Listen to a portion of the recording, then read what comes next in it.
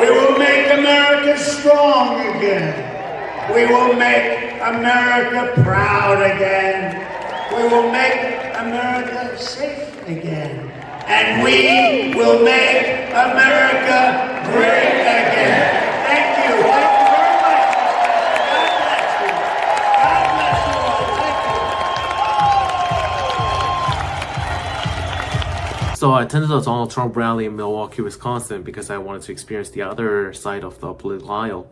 To briefly talk about this, the former President Donald Trump was insanely popular. You can clearly see how he, as a person, not even as a politician, is loved so much by the people. It's mind-boggling. And overall, I would say the messages at the Trump rally were very clear and digestible. I can give you a very good example. RFK Jr. during the rally said, no one had a peanut allergy in the past, and now a lot of kids have peanut allergies because of the food is poisoned, processed, and addictive. He said, this is because of corruption at the agencies. And you would say this message is very clear and sets a very clear goal and actually explains something, even though it's not a perfect explanation because there is this hygiene hypothesis. So that was my impression. The narratives were very clear. And anyway, after the rally, I was able to interview two people. The questions were the same as the questions asked in the Kamala Harris rally. The first question was, what do you think is the biggest challenge the US is facing right now? And the second was, do you feel that your views were accurately represented during the rally? So I asked these questions and they were very willing to engage in the conversation. And I think these are fair questions that could be asked of anyone regardless of their political position. So before we move on to the interview section, please like this video and subscribe to my channel. So here we go. So the first question, what do you think is the biggest challenge the US is facing right now? Inflation. Prices have risen quite a bit. Everything, gas, groceries, housing, is number one problem. Do you feel that your views were accurately represented during the rally? Yes, everything was mentioned that needs to be taken care of, yes. Biggest issue facing the U.S. right now? I guess it would have to be the economy, not for me personally, but I think for most people, or not, I shouldn't say most, a lot of people. And the second question was, do I think a lot of the views that are important to me were represented tonight?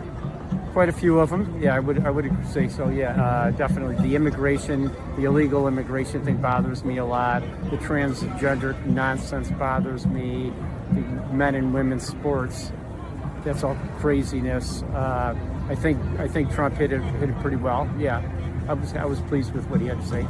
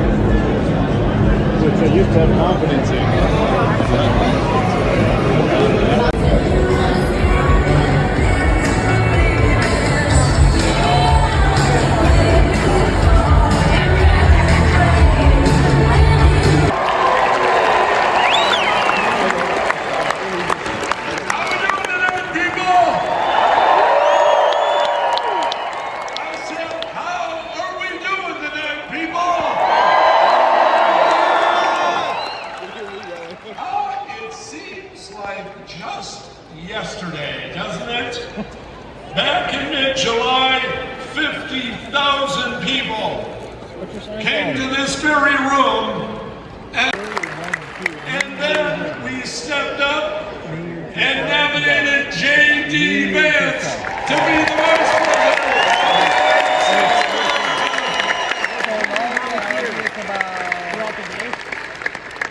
Now, just 48 hours after that, the Democratic Party dumped their 4-year president and made Kamala Harris their nominee. Well, tonight, people, in this very same room, we're going to make history again here in Wisconsin.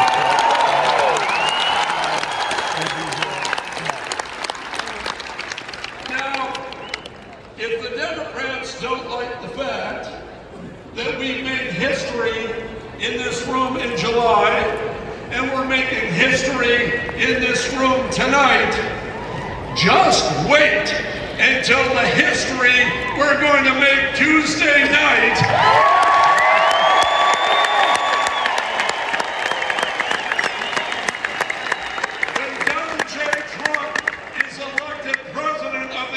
States of America. And J.D. Vance is elected Vice President of the United States of America. And as I mentioned the other day, a friend of mine called from Arizona. They're not used to having colors down in Arizona at this time of year, like we are here in Wisconsin in the fall. And they said, when is the peak time for colors to turn? They're asking when it was going to be. And I said this, I can tell you to the minute when the colors are going to change in the fall in Wisconsin. It'll be Tuesday night at 8 o'clock when the colors in Wisconsin will change from blue to red.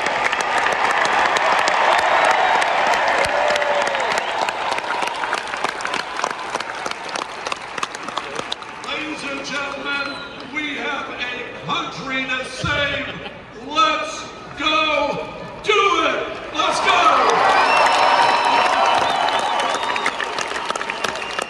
Ladies and gentlemen, please welcome Marty Calderon to lead us in today's invocation.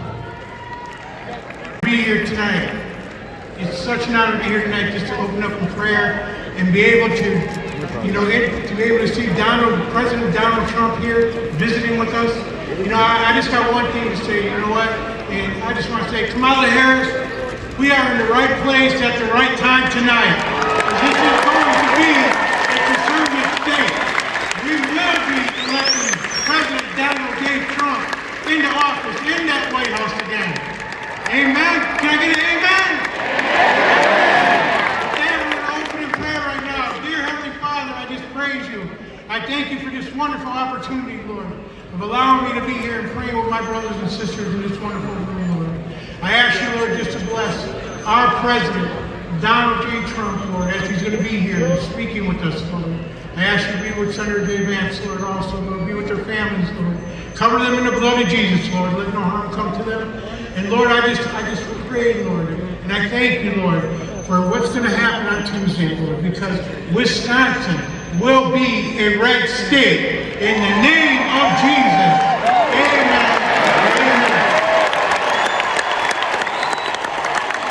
Ladies and gentlemen, please welcome Second Vice Chair of the Republican Party of Milwaukee County, Cynthia Werner, to lead us in the Pledge of Allegiance.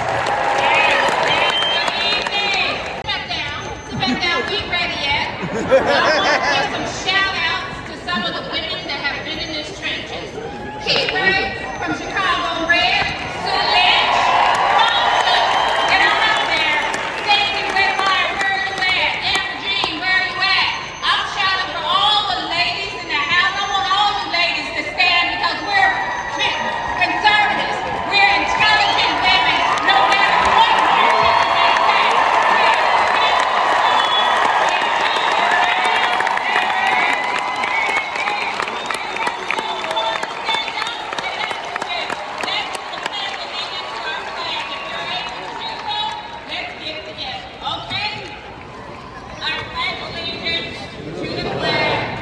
United States of America and to the republic for which it stands, one nation under God, indivisible, with liberty and justice for all. Let's do it!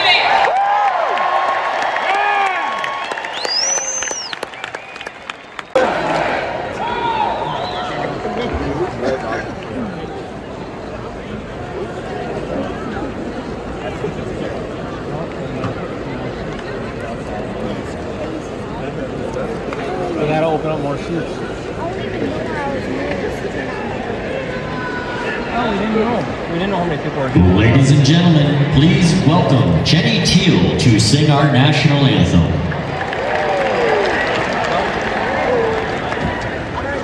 Oh, say, can you see by the dawn's early light what so proudly we hailed at the twilight's last gleaming, whose broad stripes and bright stars through the perilous fight o'er the ramparts we watched were so gallantly streaming, and the rockets and the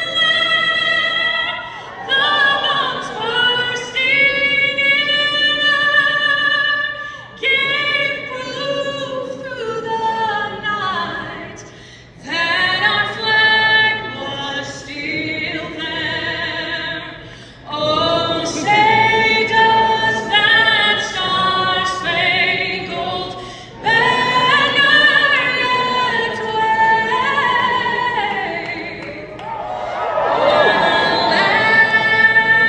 of the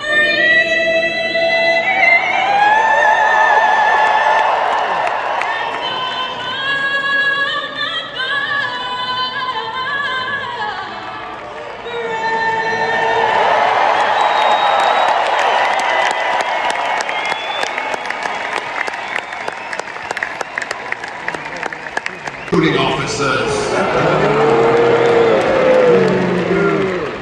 Our allies were safe and our enemies were afraid.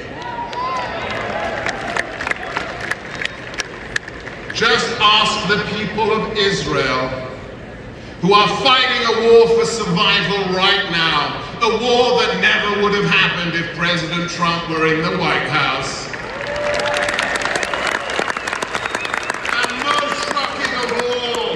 When President Trump was behind the Resolute desk, 12-year-old beautiful girls like Jocelyn Nougare were raped and strangled and thrown in a ditch. Killed by illegals led into this country by Kamala Harris. If anyone votes for 4 more years of that woman, America, the republic we love, will be lost, and we will likely see World War III. President Trump doesn't want wars. He wants a strong America, and he doesn't want the likes of a bullet. So I have one request in the name of Jocelyn Nougare. Get every single one of your friends who hasn't voted to the polls in the next 4 days, because otherwise you can kiss it all goodbye. God bless America. God bless MAGA!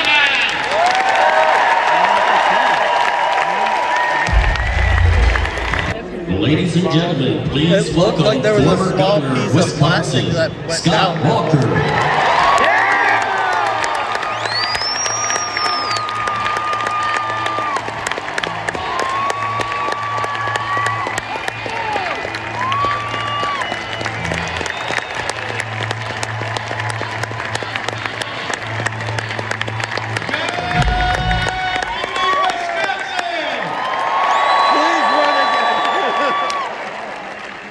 President of these United States. How many of you voted early? Yeah. Jeanette and I just voted the other day at the town of Delafield. Our kids have been out. I took my mom to Waukesha City Hall today. It's worth the wait for the rest of you that haven't. How many are going to get out on Tuesday and vote for Donald Trump and J.D. Vance? There were a few years ago, the occupiers that said I was Hitler. We won that before. We didn't back down. We prevailed in the next election. We won with more votes than we did the first time. We won that election because facts were on our side, and the facts on our side come Tuesday when we win and carry Wisconsin and with it America.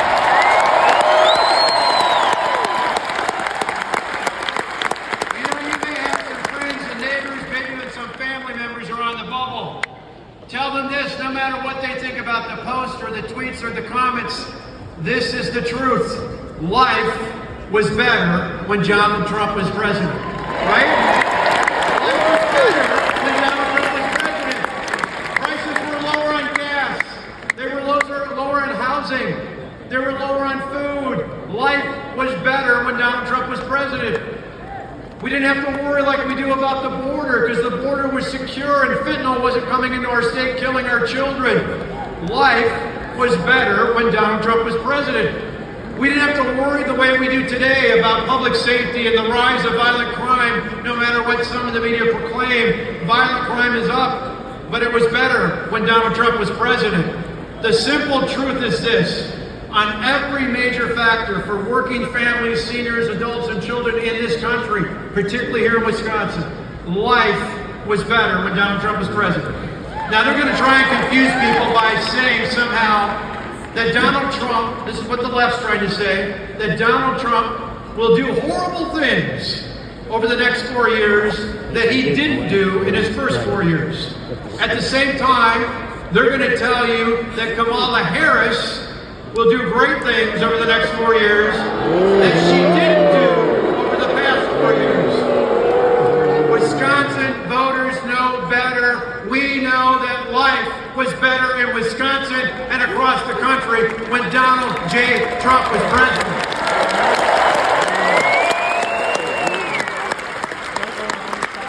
So one last thing. How many, I want you to all know, how many are willing to take one more step to get this great man elected president? Okay. I want you to take the pledge tonight. Between now and 8 p.m. here in the state of Wisconsin, between this moment and 8 o'clock on Tuesday night, I want you to contact 47, at least 47 more voters in Wisconsin. You can do a whole lot more than that, but at least 47. You can call them, you can knock on their door, you can visit, you can tweet them, you can text them, you can DM them, whatever you need to do. Make sure they know that life was better when Donald Trump was president, and it'll be even better when Donald Trump and J.D. Vance are in the White House. God bless you. I'm Wisconsin, and God bless America.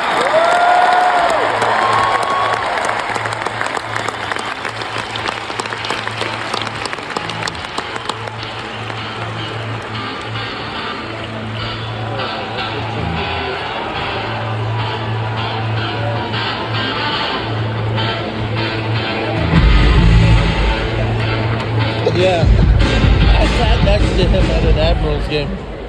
And isn't it great to be a conservative Republican?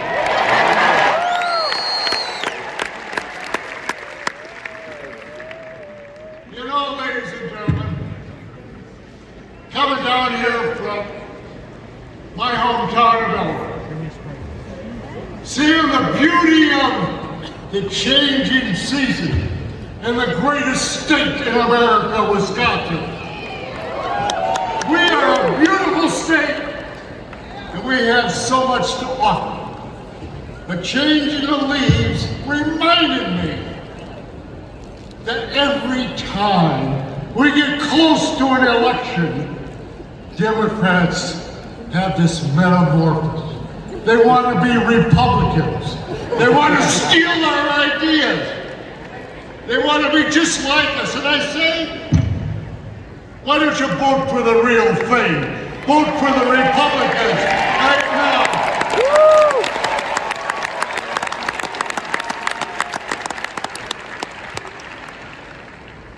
Now, President Trump comes out and says, we're not going to tax tips on money. we're going to accept it. And come along. She says, oh, that's a good idea. I'm going to steal that one. That's plagiarism, ladies and gentlemen. Kamala, you're 4 years late and $1 short. You are fired.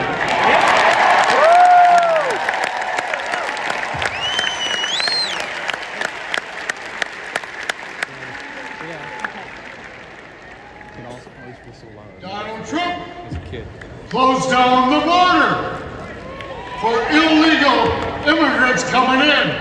We want legal immigrants and obey the law and order, we Republicans espouse. Now,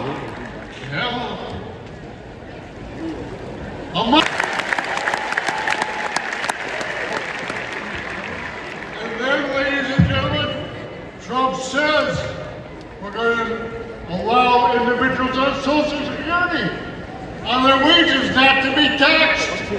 Great idea! It's a Republican idea.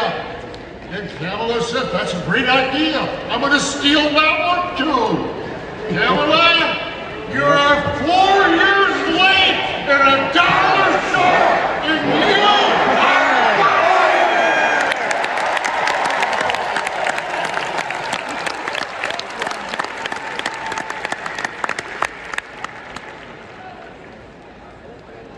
Donald Trump says we are going to get tough on criminals. We're going to fund the police. Kamala says I've been for defunding. What a crazy idea. Now she wants to fund the police. Kamala, you are 4 years late and $1 short, and you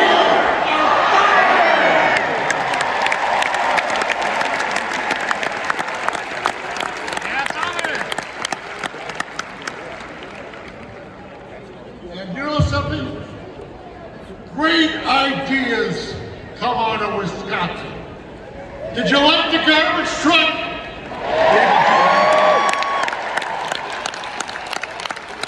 That idea was born in a coffee shop in Madison by 2 individuals that work for me.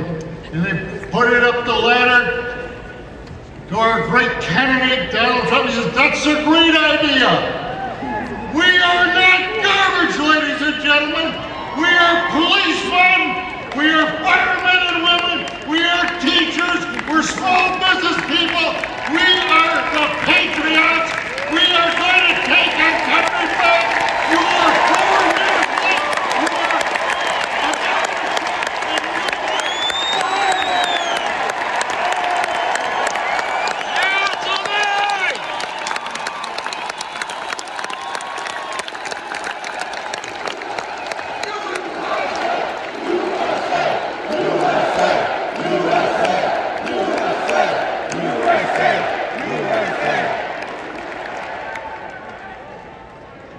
You know something, ladies and gentlemen? Man and woman, and I love it. Stand behind the times, ladies and gentlemen. And you know something? For 4 years, they've been spreading this garbage about Republicans. We're telling the truth. And you know something, ladies and gentlemen? As I always tell you, Republicans are party of July 4th. We wave the flag. We are patriots. We're independents. We're freedom-loving Americans. And we're not going back. We're taking back our country, ladies and gentlemen. You are 4 years late. You're a $1 short, and you are fired.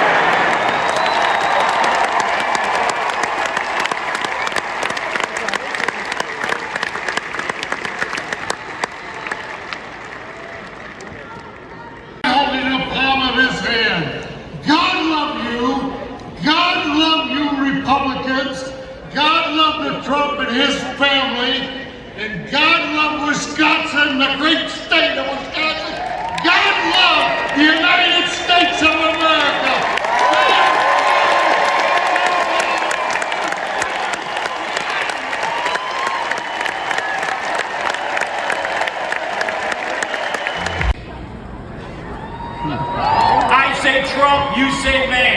Trump! Trump! Trump! Thank you all. It's great to be here this evening. Stage, Congressman Brian Style. President Donald Trump in 4 days? Isn't it great to be at a Trump rally? Isn't it great to come to an event that starts with the prayer, the pledge, and the national anthem?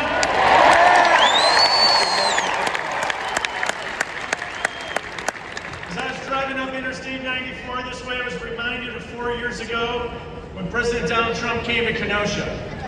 After our Democratic Governor, Tony Evers, failed to provide the resources that were needed for the community of Kenosha, you know who answered the call? Donald J. Trump.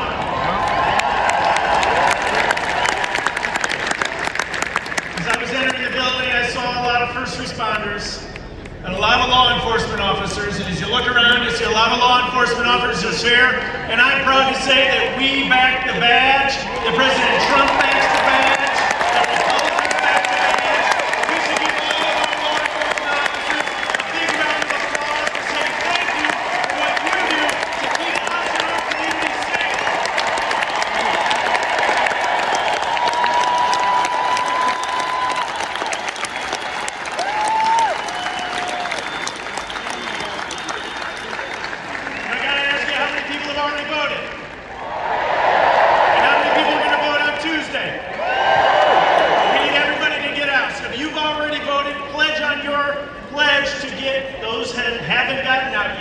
Out to the polls this Tuesday.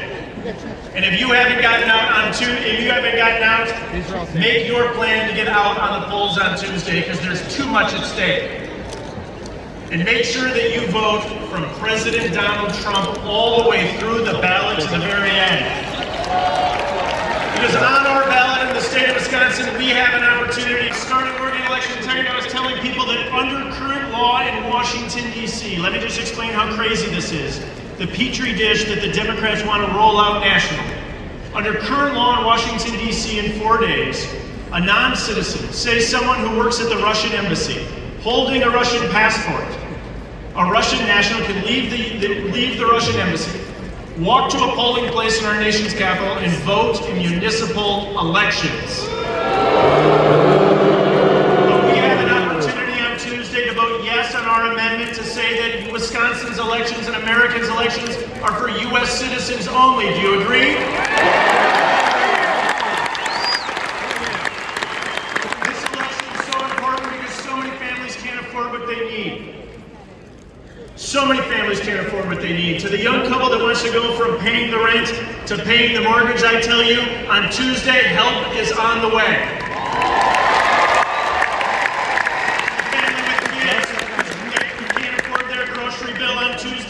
Help is on the way. To the seniors on constituents who are struggling to get by under the Biden-Harris administration, on Tuesday, help is on the way.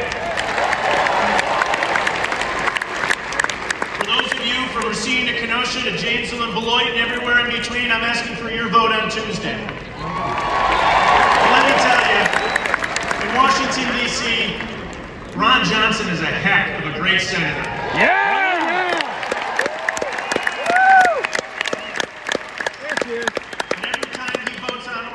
Somebody else cancels out his vote. But on Tuesday, we can change that by electing Eric Hovde, the next United States.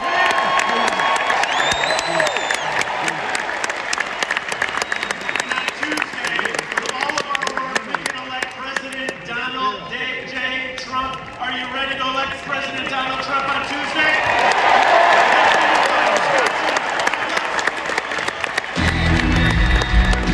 Senate, Eric Hovde.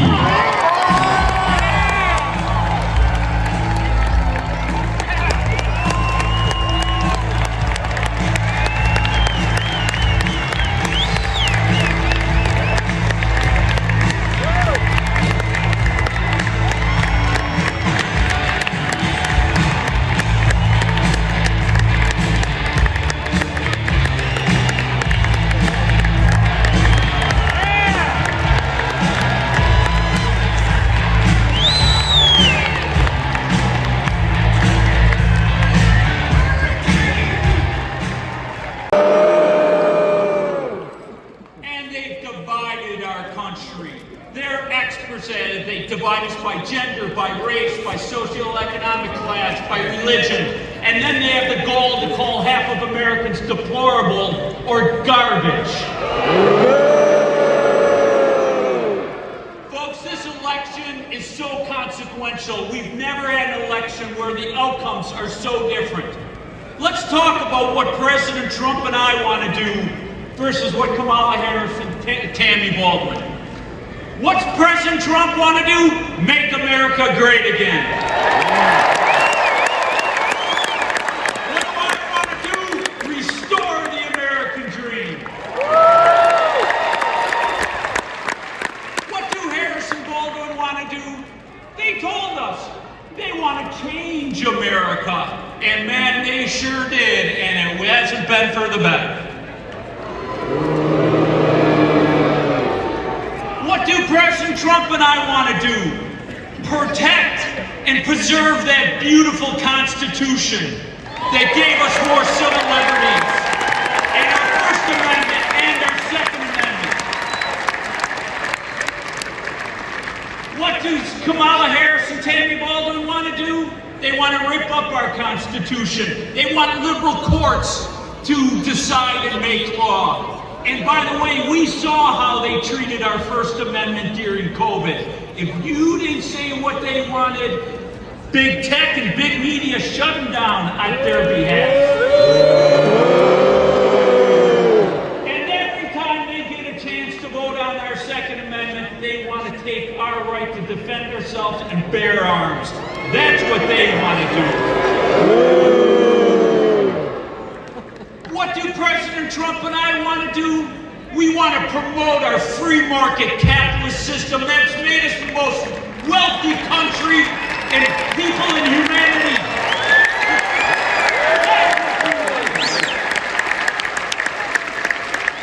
What does Harris and Baldwin want to do? They want to pull us down that path of socialism where only the very people at the top do well and everybody else gets poor. That's what they want to do. What do President Trump and I want to do? We want to strengthen the family, the bedrock of human history.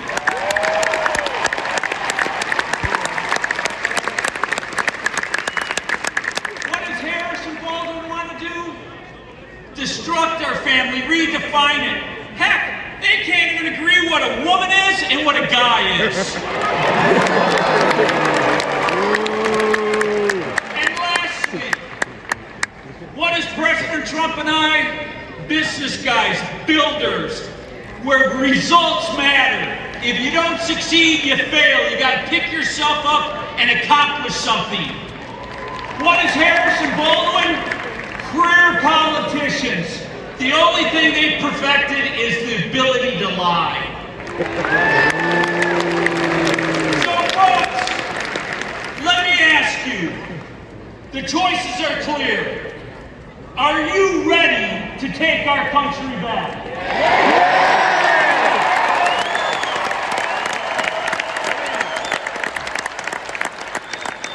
President Trump and I are the tips of the spears. But we can't do it without you. The left, they have the media, they have big tech, they got public employee unions on their side, but we have you. And with your help,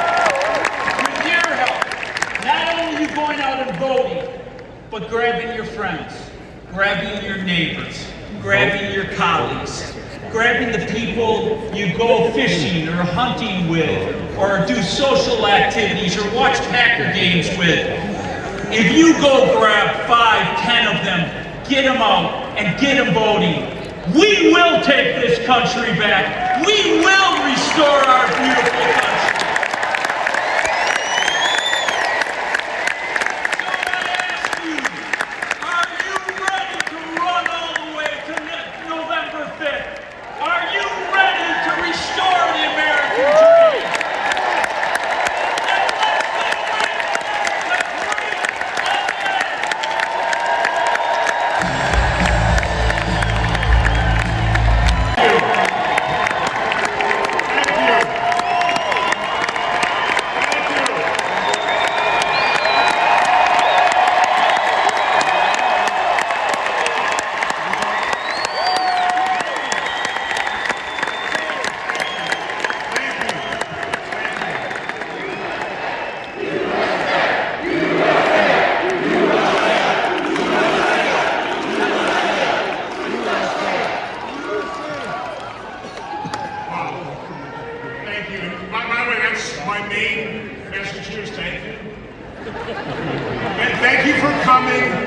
show your support for the next President of the United States, Donald J. Trump.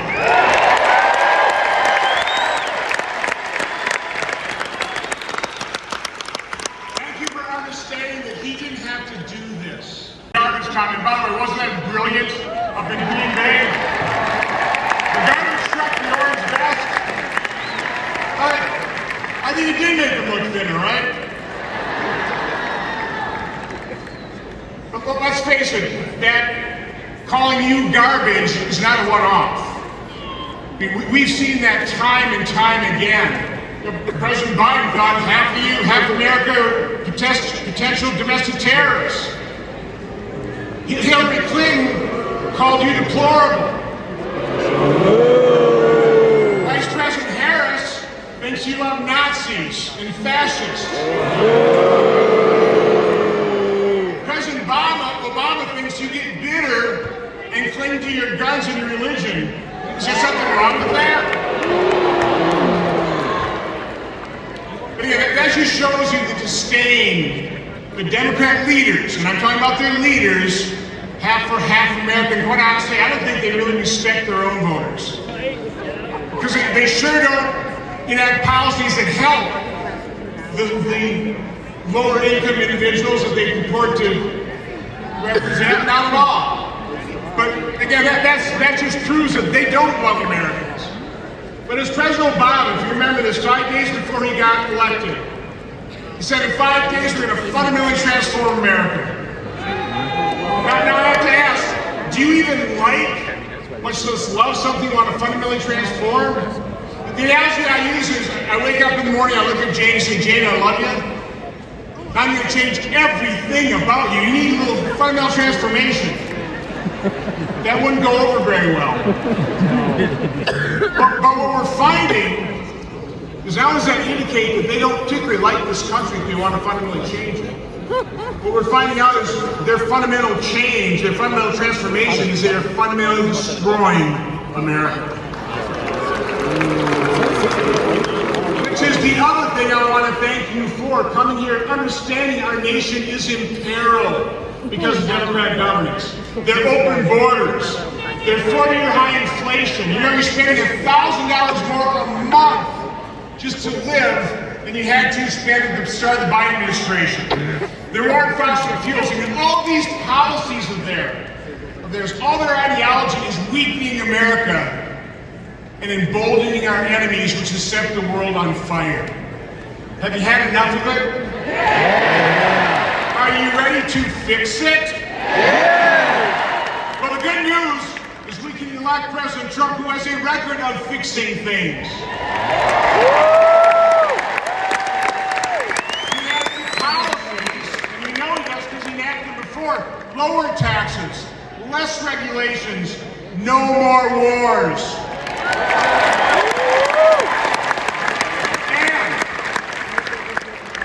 And what President Trump does not get enough credit for is the complete realignment of our politics. Have you noticed now that Democrats are the party of the elite? They're the ones that have all the billionaires. President Trump has made the Republican Party the party of the working men and women of America that make this country great.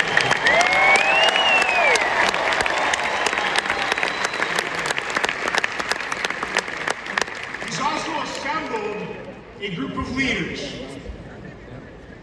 from across the political spectrum: Bobby Kennedy, Tulsi Gabbard, Elon Musk, and last Wednesday, Brett Favre. By the way, if you weren't able to watch Brett's endorsement speech, go on YouTube and watch it. It was tremendous. It was so heartfelt. It was so genuine. You know, Brett has never done anything political. It's pretty dangerous for somebody like him in his position to do so. But he's so concerned about what is happening in this country like you are. He's so concerned about his children and his grandchildren, he had to speak up. And God bless him for doing it.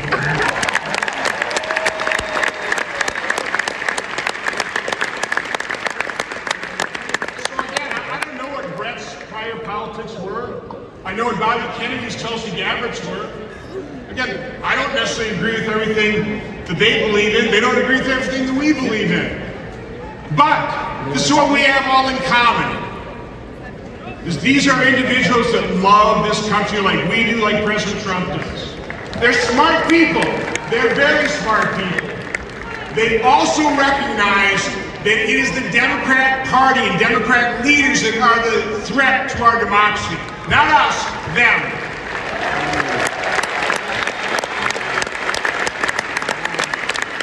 And I give President Trump and Bobby Kennedy so much credit for laying their differences aside and focusing on an area of agreement, in this case, chronic illness, a major problem we have to deal with. But in doing that, in solving that problem together, they are demonstrating to all of us how you set your differences aside, focus on areas of agreement. That is how you heal and unify a very divided nation.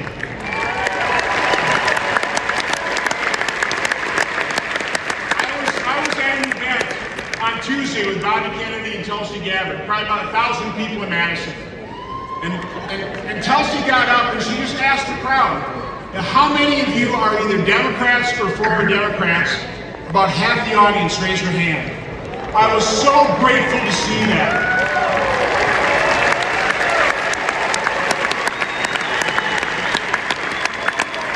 Because I truly believe, whether you're independent, Democrat, or Republican, I think most Americans understand how rare and precious this thing that we call America is. They understand that it is our solemn duty to preserve it for future generations.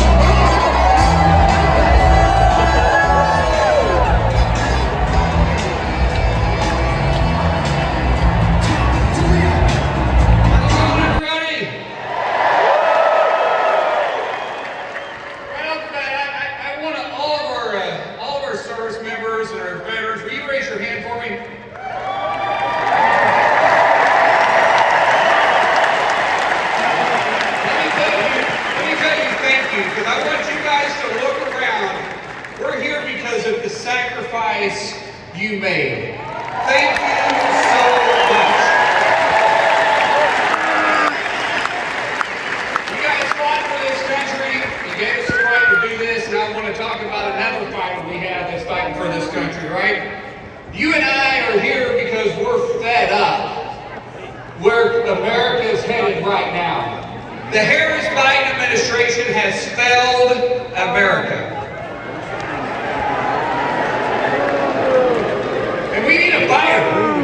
We need one that knows how to fight back against an overbearing government. We need a fighter by the name of Donald J. Trump.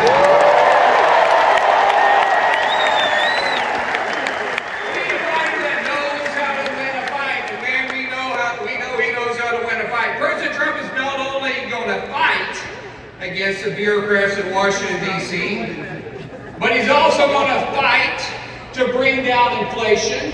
He's going to fight to bring back energy independence. Drill, baby, drill.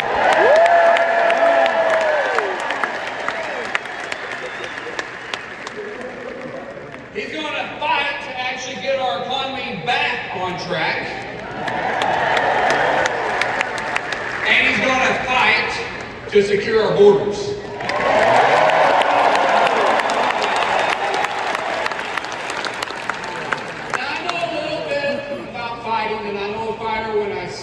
And the man I'm talking about tonight showed great courage during an assassination attempt.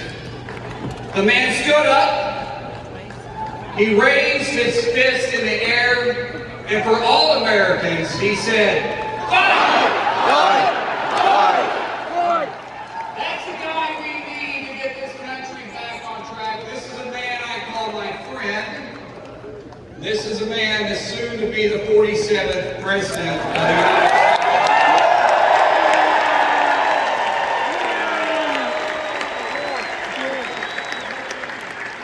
So in closing, I want to say, may God bless you guys. May God bless President Trump.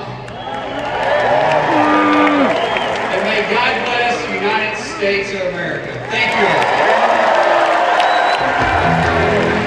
Ladies and gentlemen, please welcome to the stage United States Senator Eric Schmidt. Look at all the joy in here. There's a lot of joy in here. I don't see it on the other side. I'm also told that we heard on the plane ride in that Kamala last night dressed up as a moderate. It did not go well. No one's buying it. No one is buying this. Fake Kamala's got a lot of problems and she can't even handle the softball questions. You guys all saw the interview on The View after they have absolutely destroyed all the successes that we had under President Trump. All of them. She was asked, what would you do differently than Joe Biden over the last 4 years? And she said, nothing comes to mind. Well, that makes a lot of sense.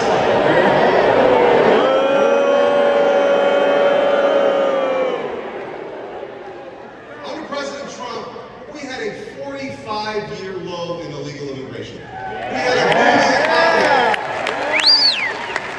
The great working people of this state and across the country were able to buy more. They could afford a house. They could afford a car. All that's gone. The sticker shock every week at the grocery store is a testament to their failed policies. Every single thing that they've done has been a total disaster, but here's the good news. We're just a few days away from electing President Donald Trump.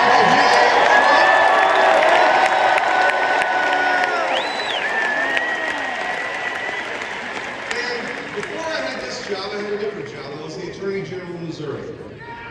That's right. And we took those vaccine mandates all the way to the Supreme Court, and we won. We took that student loan debt forgiveness scam to the Supreme Court, and we won. We took on big tech and exposed censorship in Missouri versus Biden. And let me tell you, I know a little something about fighting back, but I've never seen anybody as tough and willing to fight than President Trump.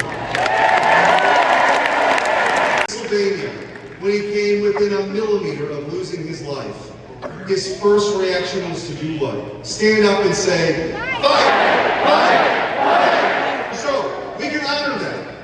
We can honor that courage with courage of our own. There's a reason why they call us garbage.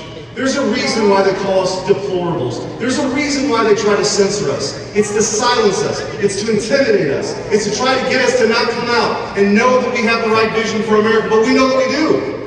So here's what we need to do. On Tuesday, if you haven't done it already, vote. Get out and vote, because all the polls,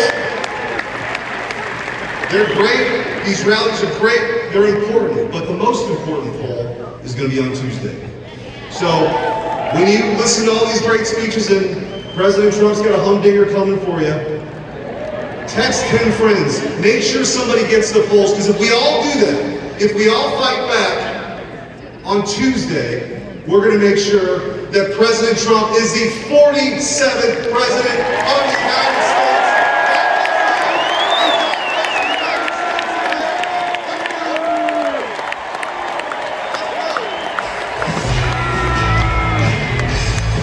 Ladies and gentlemen, please welcome to the stage former presidential candidate Robert F. Kennedy Jr.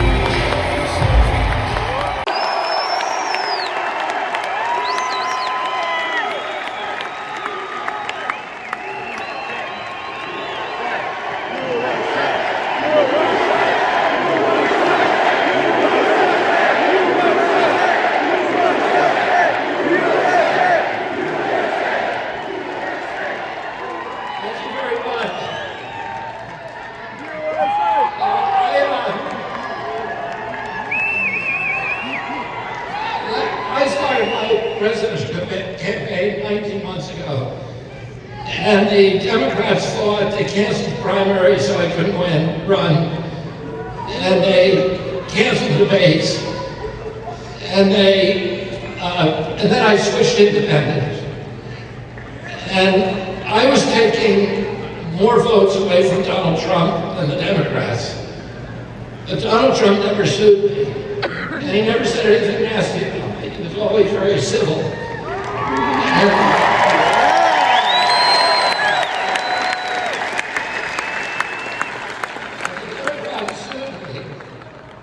And they sued me to keep me off the ballot. They spent $10 million. They filed suits in 10 states.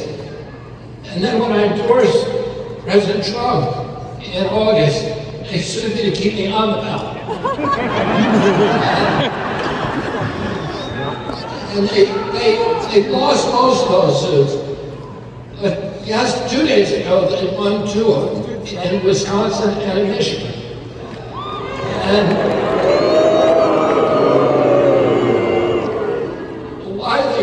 they did that because they want to confuse the voters. They want to interfere with the election because they're keeping somebody on the ballot who's not running. So when you go to the voting booth on Tuesday, you're going to see my name on the ballot. And I do not want your vote. I want you to vote for Donald Trump.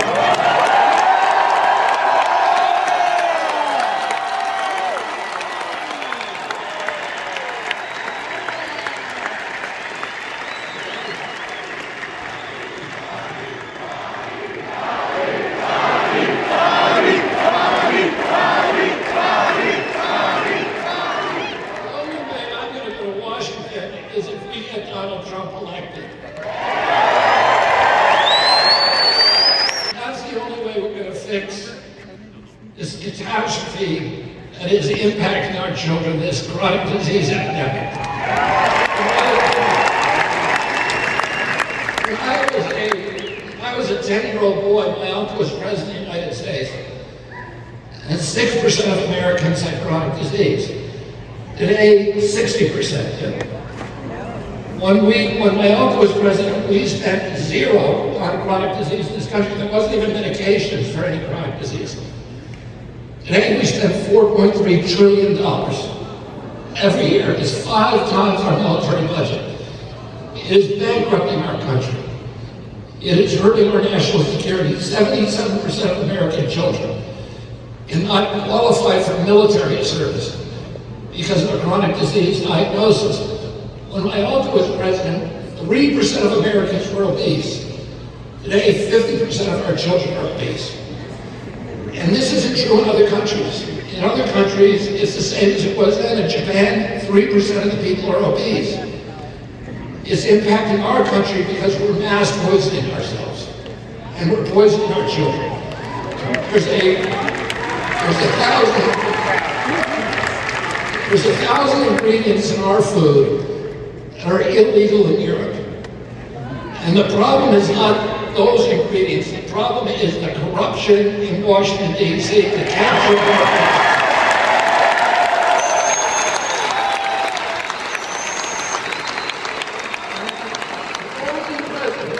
who's going to clean that up is Donald J. Trump. We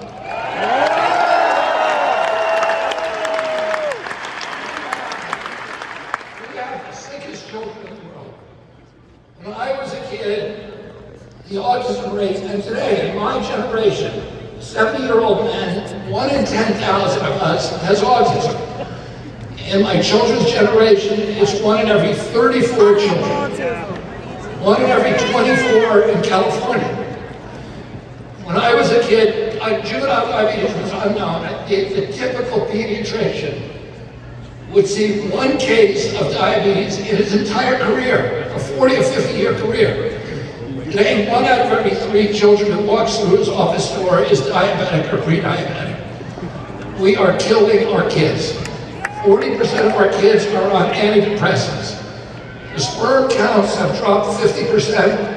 Testosterone levels have dropped 50%. American girls are reaching puberty at 10 to 13 years old, 6 years younger than they were a generation ago. Oh, we are destroying these children. I had 11 brothers and sisters. I had 70 first cousins.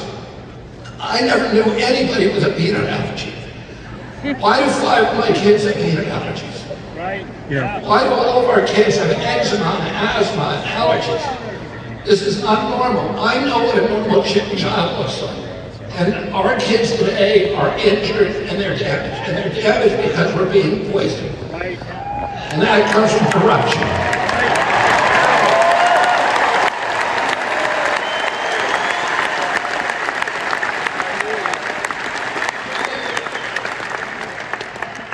I started working on this issue 19 years ago. And for 19 years, I have got every morning, without one exception, I have said a prayer to God to put me in a position where I could end the chronic disease epidemic.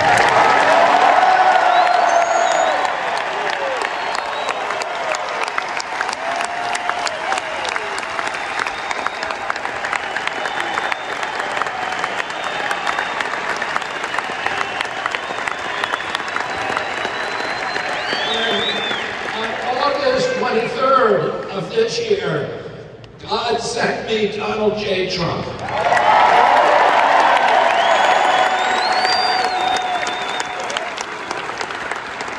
Trump said to me in Milwaukee, we met for 2.5 hours.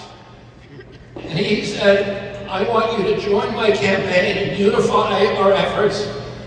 And I'm going to end the foreign wars, the addiction to war. The $200 billion that we sent to Ukraine, we're going to spend it here in the United States.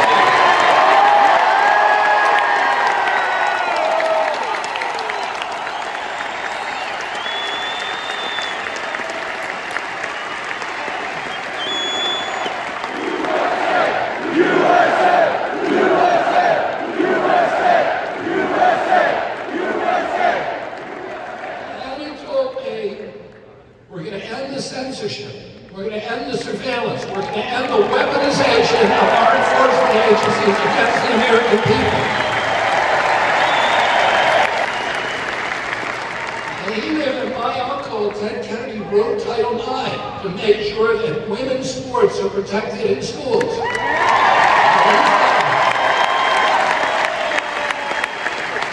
We're going to end the efforts of the Democratic Party, the war that they're making on women's sports in schools.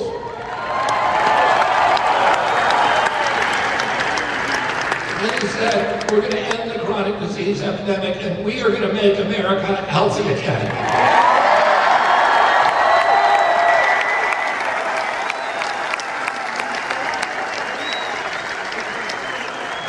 If we want a president who's going to get the toxins out of our food, we want a president who's going to end the corruption in Washington, D.C. We want a president who's going to end all the foreign wars that are sucking away our money and our...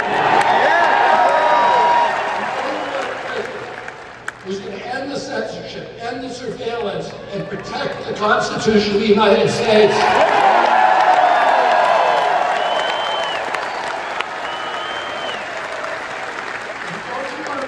Who's going to make this a free country again where we treasure our liberties.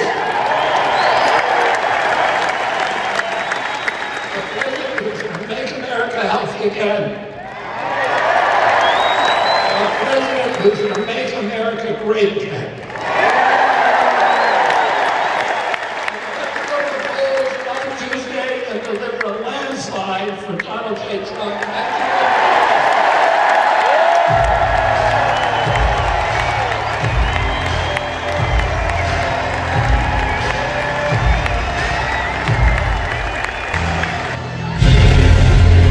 First came into office, I cut taxes more than any other president. We have created 7 million new jobs, and it led to a growth like we've never seen before. We developed the greatest economy in history by far. When I left office, it changed. Inflation destroyed the lives of so many people. Interest rates went from 2% to 10%. Millions of illegal immigrants, traffickers, and drugs coming into our country. Our country has gone to hell. So I made a decision to run. We're going to make America great again, greater than ever before.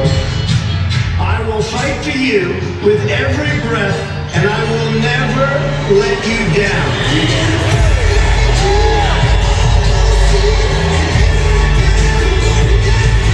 President Trump is literally putting his life on the line, and he's willing to risk it all because he loves this country. He is strong, he is fearless, and he is what this country needs right now. Our cities will be safe, our streets will be clean, and our border will be secure.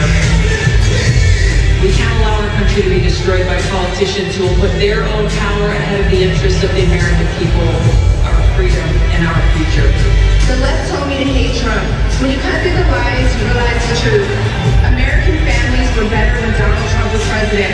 We were safer, wealthier, and stronger. So if you love this country, if you want to stand up and fight for the future of our nation, you must re-elect Donald J. Trump.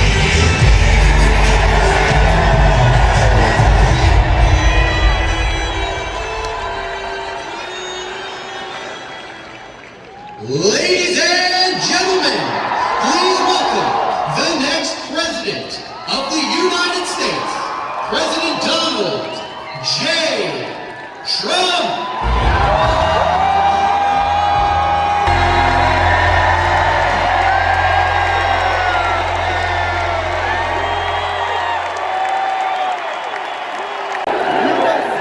Thank you very much. Wow, what a crowd this one is, huh?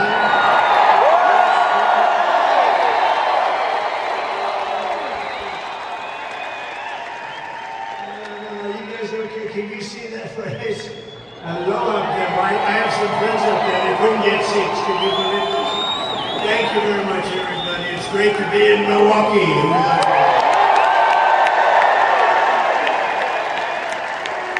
Very special. We love this place, right? We got it, the ship contract. We got it, the biggest shipping contract. You know that? We love being in Wisconsin. Back to this beautiful state with thousands of proud, hard-working American patriots. It's what you are. And we have a country that's going to hell, but we're going to turn it around very fast. And I'd like to begin with a very simple question. Very simple. Are you better off now than you were 4 years ago? I've come today with a message of hope for all Americans with your beautiful vote. We don't want your money. I don't want your money. I want your damn vote.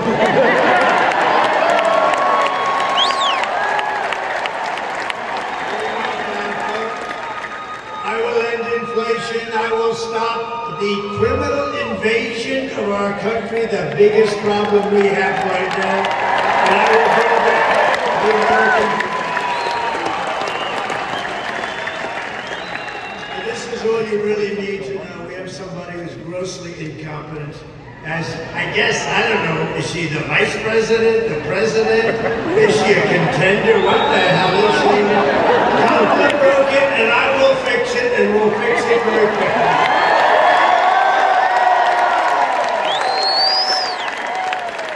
America will be bigger, better, bolder, richer, safer, and stronger than ever before. It's going to be.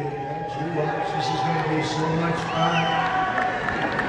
That's the good thing about that little slippage that they had, that little, you know, because it showed how bad they are. It showed how bad they are. And there's never been spirit like we had. There's never been any race that we've ever had in the history of this country that's had this kind of spirit. So I just want to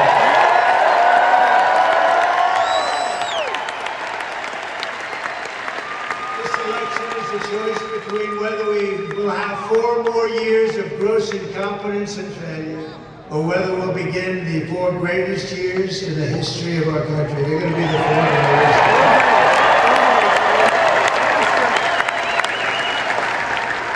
And I'm asking you to, it's very hard for you to do this, to be honest with you, because you look at what's happened to our country and how the hell can you do this? But I'm asking you anyway to be excited about the future of our country again. Just be excited.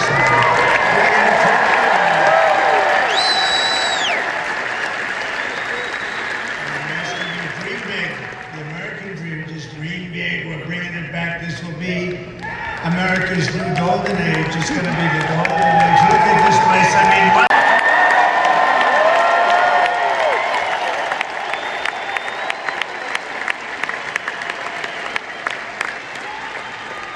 How's Eric doing? I think very well.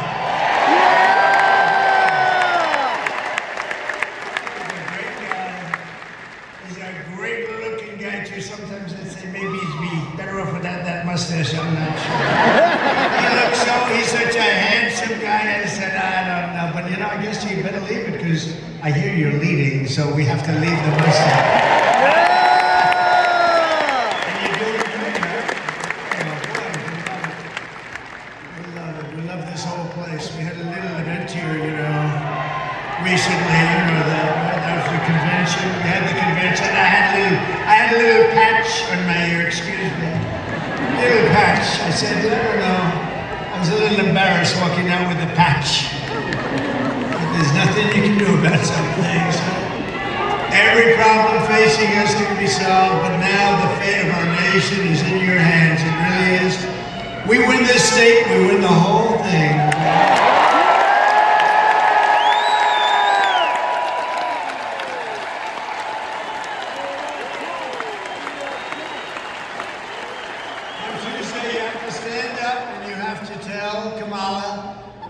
That you've had enough, that you can't take it anymore. She's been the worst vice president in the history of our country. And you remember, just 5 months ago, everybody was saying she can't run, she's grossly incompetent. She was the worst vice president in history. We're not going to take it anymore, Kamala. You're fired. Get down.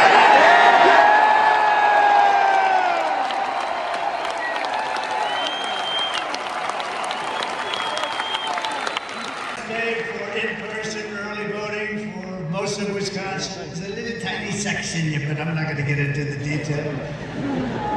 But you still have until Sunday to vote early here in Milwaukee, as well as in Madison and Green Bay and Racine. We just left Green Bay. We had a great event. Was anybody at the one in Green Bay? That was our how's your football team? You know what I liked? I love Brett Favre.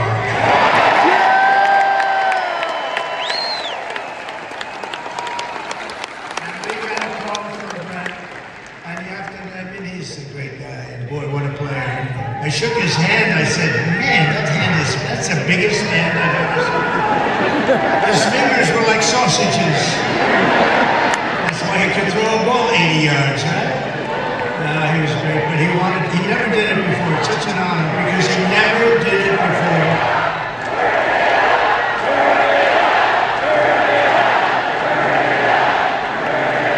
Thank you very much. No, Brett never did that before. You know, as an athlete, it's hard to do a little bit. You can't do it. You lose some fans, maybe. Who knows?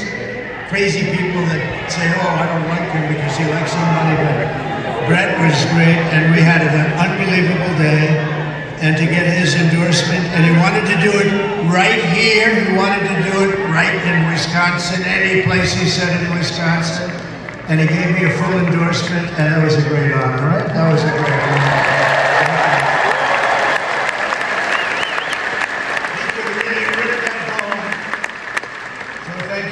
To Brett.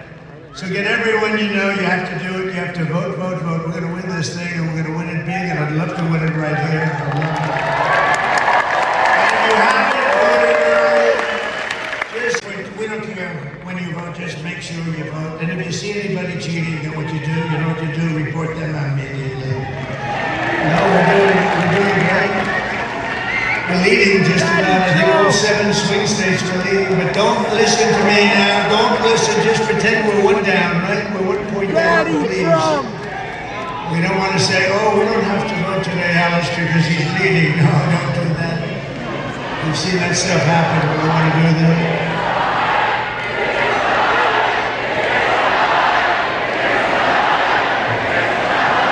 Oh, the mic. Yeah, I think the mic stinks.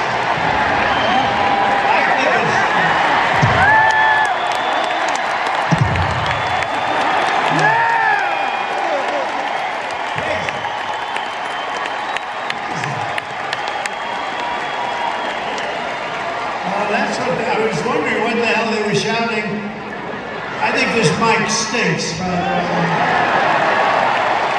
And then we don't pay the contractor. I say, don't pay the contractor. Then they write a story. Trump doesn't pay his bills. He's a man. Mike is terrible. I had another one. You know what? I've done 3 of these today. Somebody said maybe what we could do is maybe we could just skip the last one. I said, there's no way I'm skipping. There's no way. And this is the best one of all. Look at this flag.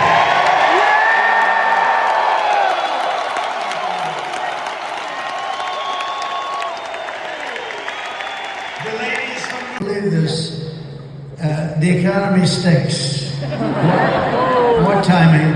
What timing? 4 days before the election, they have among the worst numbers ever in history. Nobody's ever heard. They did 12,000 jobs. Normally you're 250, 300,000, 400,000. They did 12. Think of it, 12,000 jobs.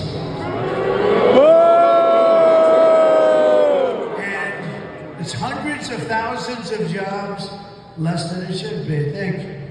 Because they're pathetic. They don't know anything. These people don't know anything. She's a very low IQ person. We don't need a low IQ individual. We just had that for 4 years. But those numbers are so low, they're almost disqualifying.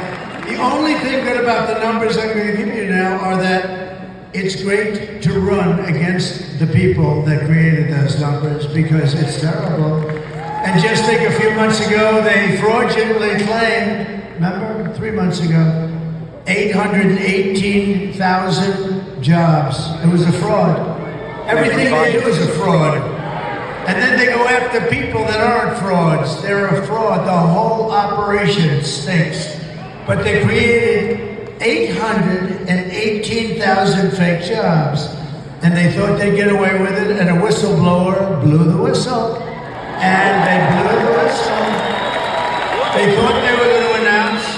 They call it a correction. That's a hell of a correction, by the way. That will be the world's biggest correction in history. What do you think, Ron Johnson? That's the biggest correction. It wasn't, you know, corrections are meant for like 700 jobs, not almost 1 million jobs. But now they've just revised the past jobs number, right? Last month, and they revised it downward by 112,000 fake jobs. So these guys are playing fast and loose. These are crooked people we're dealing with. The people we're running against are crooked as hell. So that's almost 1 million fake jobs. And I think it's something that Congress ought to look into, really. They ought to look at, who the hell ever heard of these numbers? And they wanted to revise them after the election. Could you imagine if you lost the election and then 2 days later, we've revised the numbers downward 1 million jobs? Nobody's ever heard of it, but we thank you, Mr. Whistleblower. You know, some whistleblowers are very Kamala's failed economic agenda wiped out nearly 30,000 private sector jobs and nearly 50,000 manufacturing jobs in just the last month. Do you believe this? Nobody's ever heard of these numbers. Even I mean, I know they're incompetent, but I thought they were sort of riding along a little bit on what we built. With almost 100,000 manufacturing jobs killed since the beginning of the year. 100, that's a lot. 150,000, these are all the numbers coming out of the so-called government. Great government we have. 150,000 Americans joined the a relatively small area. No, not the hurricane. They're the hurricane. And nearly 250,000 people dropped out of the labor force, which is almost unheard of. No, these are the worst numbers anybody's ever heard of. The data shows that 100%, because they're really bad. They have taken so many jobs away from African Americans, less from Hispanic, but that's going to catch up. But the African American job picture is unbelievable. And we had it going so good, but they've come in illegally and they've taken the jobs, and people that have had jobs for 20 years, good jobs, and they raised a family, they had a little house and everything nice. and they've now lost their job to illegal migrants that are poured in through the open border policy of that stupid person. Kamala's inflation nightmare, think of this, has caused, think of that one, higher prices because the inflation's just raised. And you know, it started when they played around with my energy. I had no inflation. We had the greatest energy we've ever had. I was going to have it 4 times higher by now. And we're going to do that, but we got a little bit of a delay because, and we're going to have it 4 times higher. We're going to take care of Asia, a fortune, start paying down debt. We have 35 trillion in debt. We're going to lower your taxes. I give you the largest tax cut in the history of our country and the largest regulation cuts. And we're able to do that.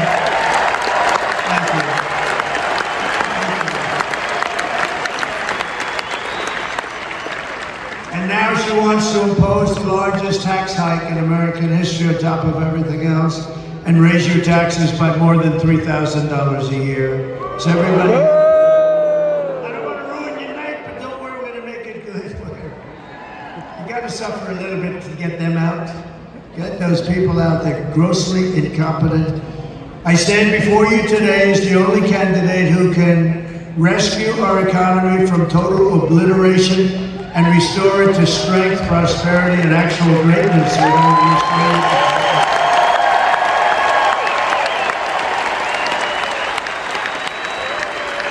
As the just released numbers plainly indicate, the economy is now a disaster. And are you listening to this press? They're the most dishonest human beings. Are you listening to this?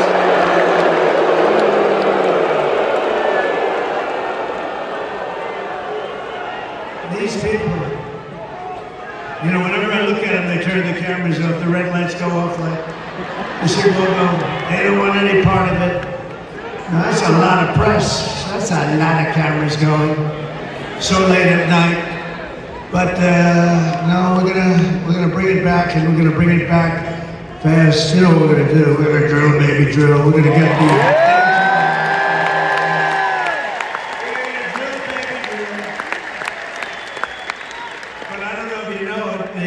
Their economy is expected to get significantly worse. How does it get worse than that? It's really bad. Top Wall Street analysts, like Scott Bessent, who's one of the most brilliant guys on Wall Street, he said that the only reason the stock market is up is because everyone thinks Trump is going to win the presidency.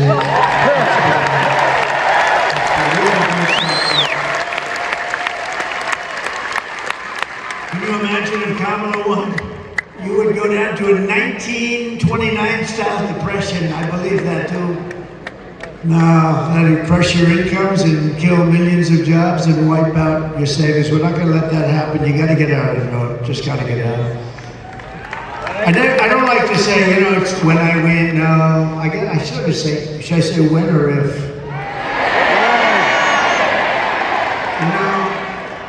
I know, but it sounds a little braggadocio, right? When I win,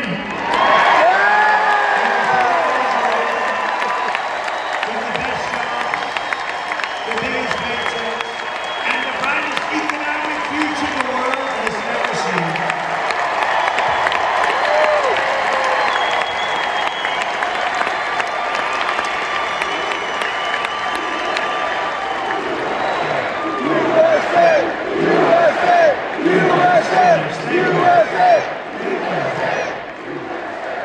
I will massively cut taxes for workers and small businesses, and we will have no tax on tips.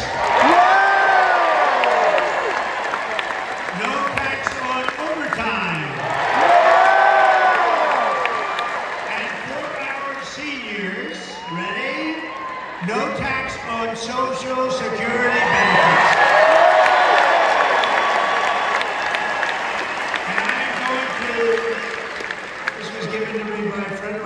This was given to me by a great political reporter.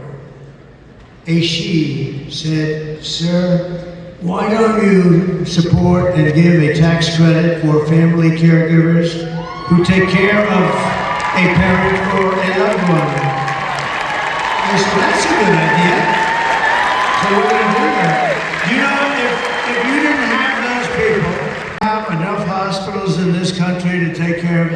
you need to double your hospitals and your stuff. Those are the greatest people on earth, and they do it with love. And we're going to get them a tax credit. Is that okay? Without reducing inflation, I will end Kamala's war on American energy. We're going to drill, baby drill. We're going to frack, frack, frack. You know, she goes and she says, oh no, I've always wanted to frack. This woman, she's the worst liar. Look, I had to go and beat crooked Hillary Clinton. She's crooked as hell. $4 bill. I've never held a microphone up so long in my damn life. Wait, this sucker's heavy. But she's crooked as hell, right? Crooked Hillary, but she was less, like, she didn't lie this way. This woman, Trump, is going to do, he's going to terminate your Social Security in his first week in office. No, no, no. I'm the one that's going to keep it going. No increases in age. He's going to ruin Medicare. He's going to do that. I see her today. She's at a news conference. First of all, she's exhausted. No, she's exhausted, right? Man. And you know what? I've gone 62 days. No days off. I've done something.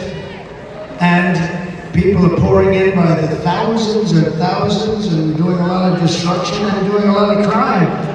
And I went there, we had a massive crowd. You couldn't even see the end of it. It was like early in the day on a regular weekday. And today I was in Michigan. We were all over the place. We were in Michigan, but I said, and Michigan's very important. You know, we're leading in Michigan. You know why? I'm going to bring back the car business of anything like that.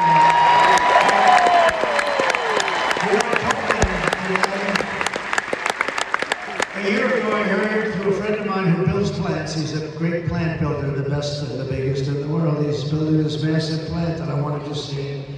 I said, I want to see the plant you're building. He goes, well, it's not in the U.S. I said, then I don't want to see it. I'm not interested. No, where is it? It's in Mexico. Who owns it? China.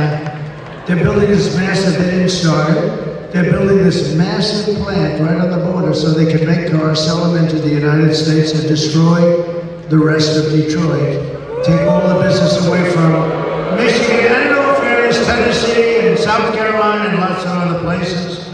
And you to a lesser extent, but you too. But they're going to build this big plant. And I didn't like it. I said, that's killer. You know, they're trying to solve the Detroit situation, and we want to bring back company. And we're going to bring it back because you know why?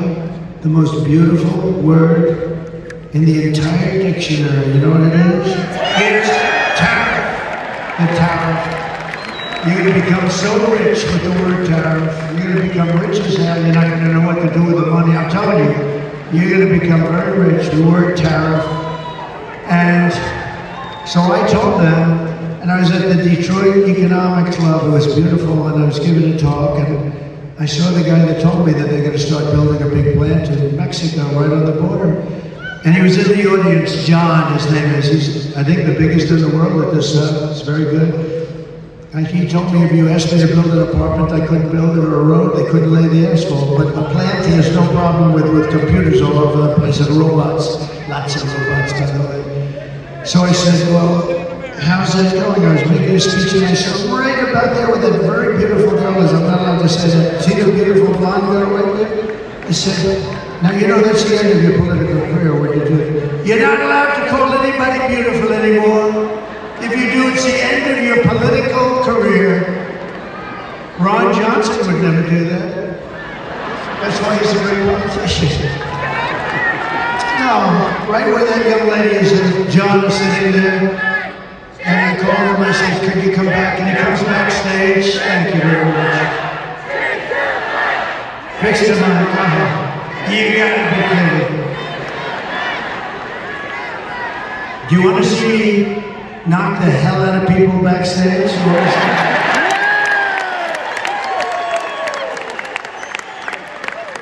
I don't mind if they want to come up a little forward or something, but it's a pretty stupid situation, but that's okay. I get so angry, I'm up here seething. I'm seething, I'm working my ass off with this stupid mic.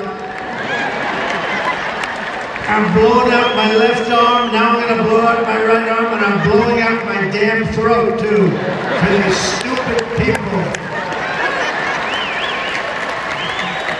I'll make you a deal.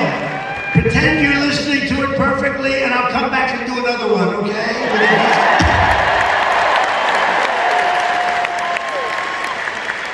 So stupid. And you know, the only thing I ask for, I don't care about lighting, I don't care about teleprompters, because I never read the damn things anyway. By the way, isn't it nice to have a president that doesn't need a freaking teleprompter?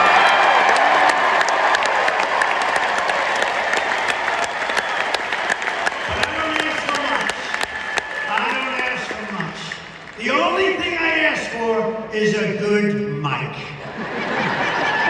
And this is the second time today that this happened. So now if I were the president, and you know, like a dopey guy like this Kelly, the guy's a total moron, and that happened, I'd fire him, and everybody would say, gee, I'm such a bad person. You're not bad, you fire people. For instance, the generals that destroyed us in Afghanistan, every one of them should have been fired.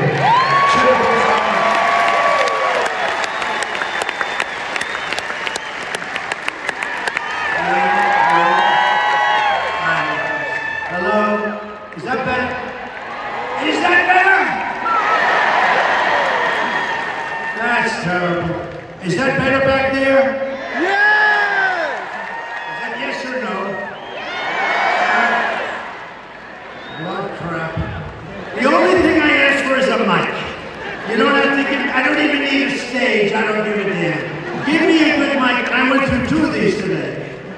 And it knocks the hell out of your throat. But so far I'm doing okay, right? And did you notice I came in today, I said, and you know, this is after 4 of these things I did, in all fairness. I mean, I'm a human being, right? I come in, and here's the problem.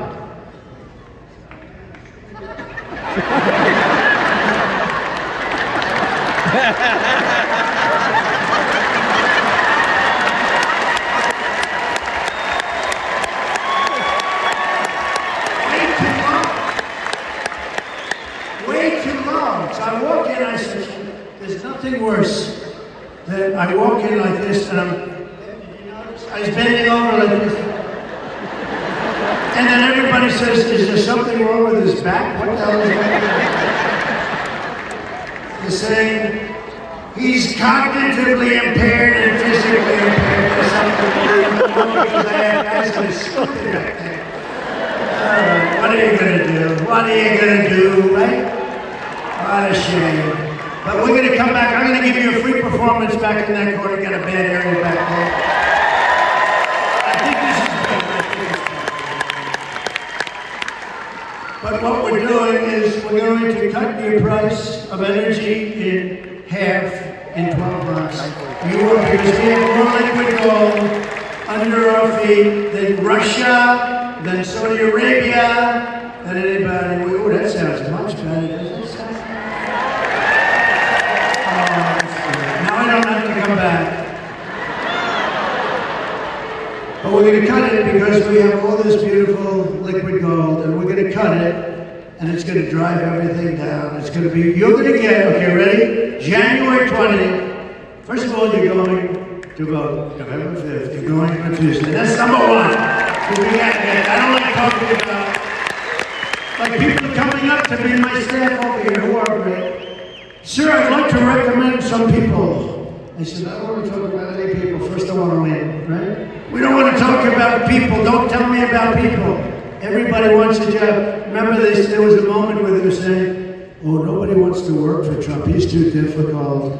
He said, let me tell you a little secret. They die to work for us. You know why? Because they all want to be this glamour deal. They want to be in this beautiful administration. They want to be secretaries. No, they say, sir, nobody wants to work for you. Nobody wants to be Secretary of State and be known famous for the rest of your life. Nobody wants to be Secretary of the Treasury. Nobody. These people are nuts. These people right there. They don't want to work for Trump. They don't want to because He's difficult. You know why I'm difficult? Because I want perfection for our country. That's why.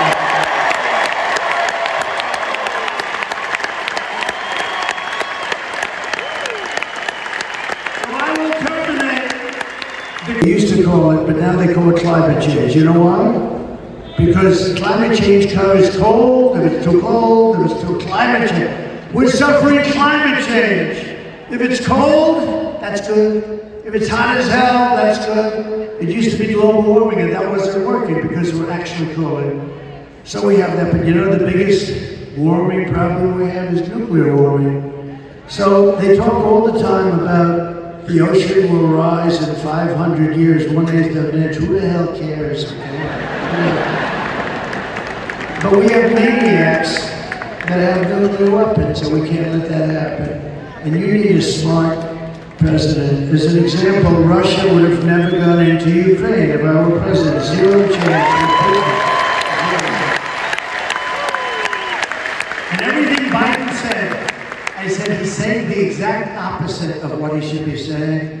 Israel would have never happened. That attack, October 7th, would have never happened. What a shame, right? What a shame. You know what else would have happened? Afghanistan, the way, we would have left sooner, but we were going to leave with dignity and strength. Instead, we lost 13 great soldiers. I know their families. You know, Biden and Kamala would never call the families, not even one little phone call. I don't think they would. But they wouldn't call. 13 great people were lost. Many people lost the legs, the arms, the face was just horrifically injured, obliterated in some cases. Nobody ever talks about them. I talk about them all the time because those people, they're going to suffer for the rest of their lives. It's so sad. What happened at Afghanistan, and because of that, by the way, Putin looked, he said, oh, the U.S. is a paper tiger. I guess I can finally go into Ukraine because it's the apple of his eye. Always was. He told me, no, I love it. He loved it, right? He loved it. He wanted it, but he would have never done it with me. Zero chance, zero chance. So sad, so sad. So many things have happened. You know what else would have happened to you? You would have had no inflation. I had no inflation. You wouldn't have had, inflation was caused by the stupid energy policy. It drove the energy through the roof. That's what happened. To bring back millions of jobs, we will give our companies the lowest taxes, the lowest energy costs, the lowest regulatory burdens, and free access to the best and biggest market on the planet. And this mic is much heavier than the other one. I can do exercise. I can build up my muscle. But only for those who make their product here in the USA and hire American workers for the job. And if these companies don't make their products here in the USA, then they will be forced to pay a very stiff tariff when they send their products into the United States for the privilege of competing with our workers and taking our workers' jobs. We will now have protected companies. These companies will not leave because they're going to be protected by tariffs, because they can't be undercut. You know, I took in hundreds of billions of dollars from China. Nobody talks about it. Those guys they don't talk about anything. They only talk about bad, they only talk about fake news. But we took in hundreds of billions with a B, dollars from China. No other president took in 10 cents. Oh, you know, and I watched the other day, Mrs. Obama was nasty to me. What was that all about, Scott Walker?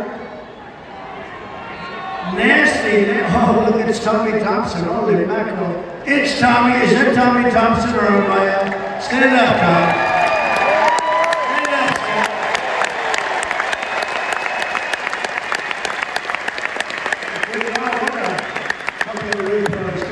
Tommy, I got along with him, but you know, 20 years.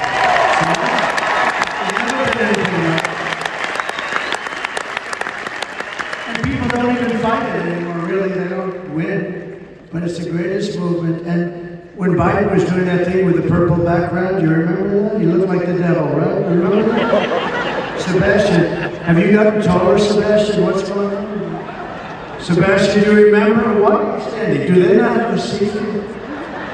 He's giving me applause before we... He's a great guy. Does everybody listen to his show?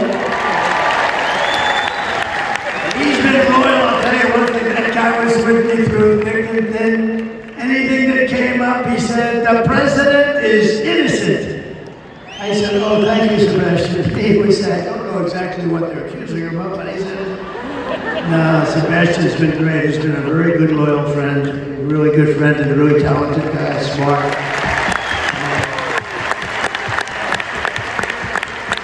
But we are now more popular. This is the weave, you know, the weave. Right? You know, they used to say, these are stupid people, they used to say, you ramble. I don't ramble. I do a weave. You know what a weave is? It's a story. And as you're telling the story, you realize that there's a little offshoot, go up here. But the key is that you have to come back. And then you do the story, you're getting down to bottom line, and boom, you do another little weave. Then sometimes you do a weave off a weave. It's here. It's called a weave. And one guy got it right, a writer, they said Trump is a totally brilliant guy. He said, I've never said anything. Because you always have to end up in the right place, or then you're rambling, you know? Then you're rambling. But no, I have a very fertile brain. But it's the weave, and we do it, and it covers a lot of territory. This way you tell one story, and you cover, really it's like 15 subplots. But you get down to the final answer. And actually, they're starting to say it. You know who said it? You know who said it? Rogan. Did anyone say that?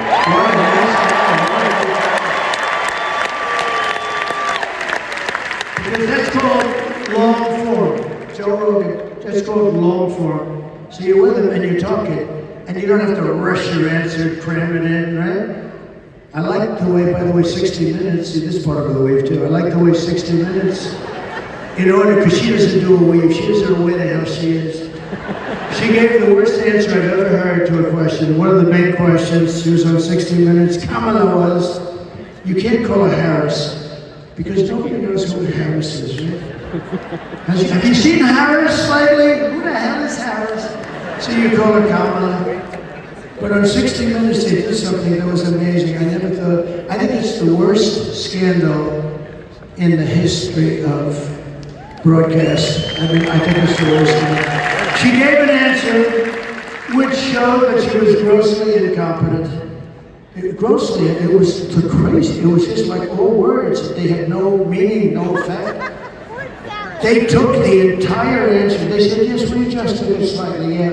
They took the entire answer out, threw it away, and they took an answer down here that had nothing to do with it and put it, which was still crappy, but at least you could make a case. So they took the answer out and they put in a new answer.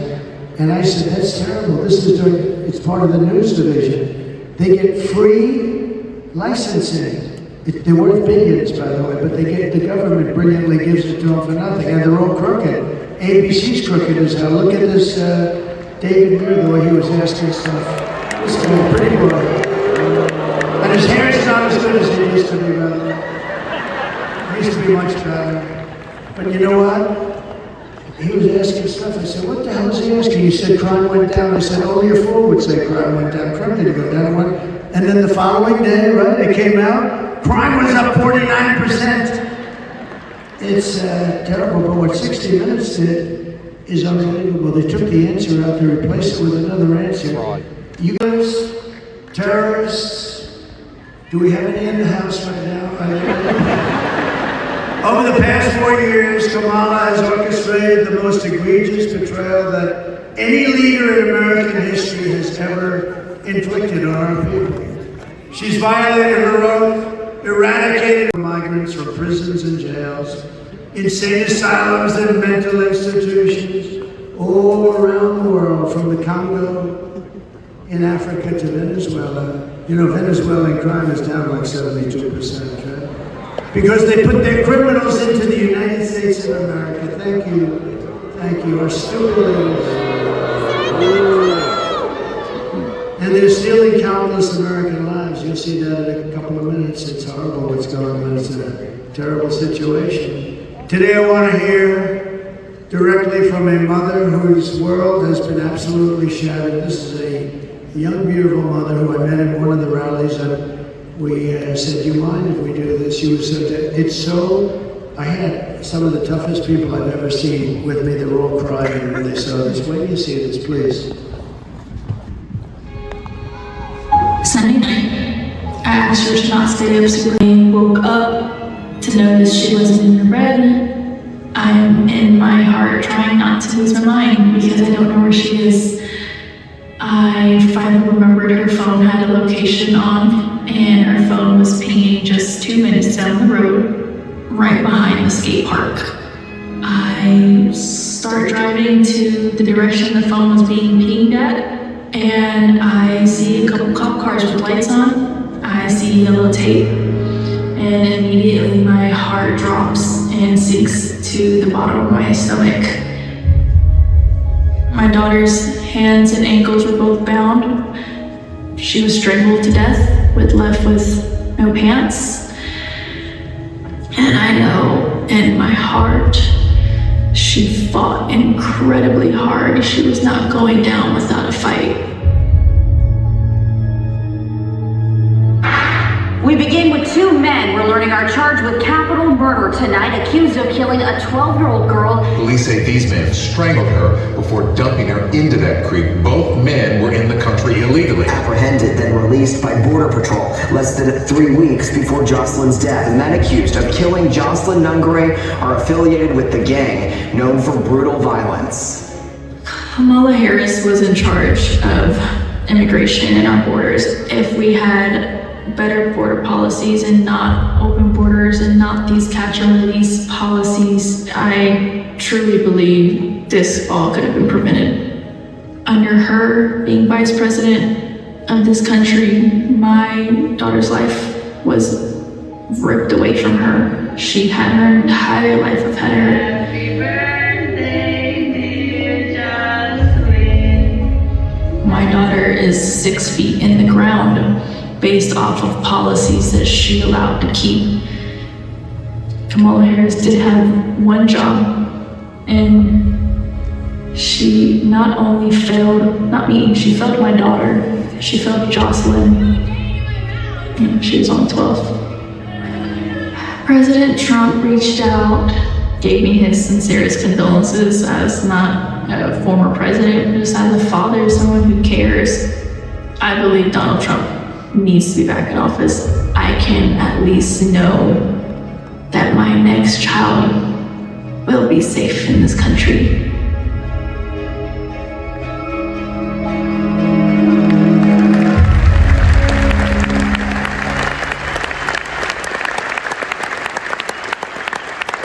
This is what we're letting into our country. This is what we're letting in.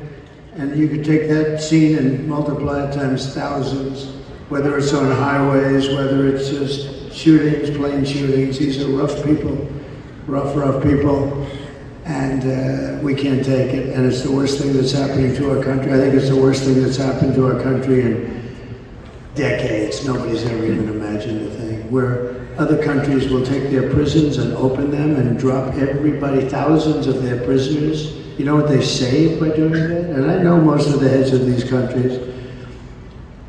It's like they can't believe they got away with it. And as soon as I heard we were going to have open borders, I said, I know immediately that that's what's going to be done. They're opening their jails and their prisons and their mental institutions, and they're becoming empty. Some are already empty, but all over the world, this isn't just in South America. It's not just Guatemala, Mexico, Honduras. You know, you think in terms of political stuff. These are all over the world. Big in the Congo, big. They're sending them over big. Tough. They're tough, and they're mean. The day I take the oath of office, the migrant invasion ends and the restoration of our country begins.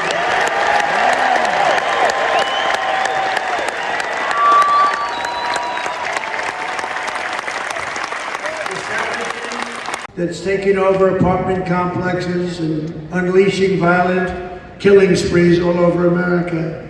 All over America, think of it. They're in Colorado. I think Colorado's going to vote for Trump. You know what they did? They were the ones that led the thing to get me up. I was a leading candidate of both parties, leading the Republicans and leading the Democrats 1-to-1.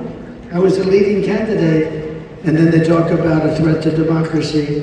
And that governor, a radical left lunatic who's petrified of the gangs that are taking over his state, this guy went and told his people to try and get me off the ballot. Can you imagine that?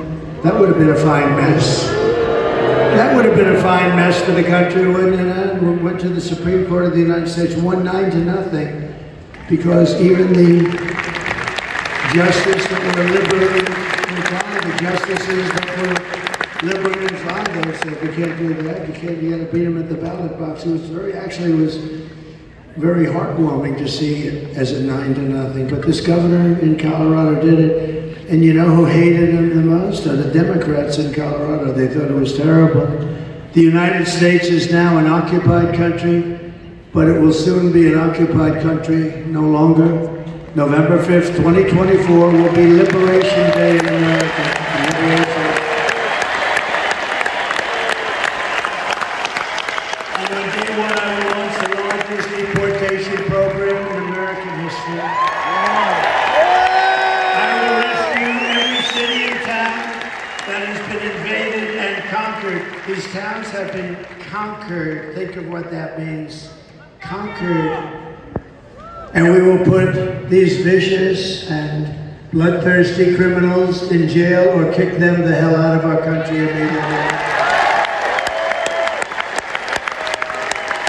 And to expedite removals of Trinidad criminals and MS-13 criminals, which are just about as bad. We took out thousands of MS-13s. You know, they love Long Island, isn't that nice? You know, two beautiful girls, 16 years old, were walking to school one day, and MS-13 attacked the two girls, and they sliced them up with knives. They didn't want to shoot them because that's too quick and not painful enough. They took and they killed both girls. And it's lucky that we have ICE around because ICE was extremely good. They were extremely good. And the school that we have running for president without having gotten one single vote to his 14 million votes, this fool wanted to defund ICE. We want to defund ICE. If you defunded ICE, you have nobody that's tough enough to go in there and get these animals out of our country. She wanted to defund ICE. I will invoke and this is incredible because we had to go back so far. I will invoke the Alien Enemies Act of 1798. That's when they ran a tough country. To target and dismantle every migrant criminal network operating on American soil. And if they come back into our country, it's an automatic 10 years in jail with no possibility of parole.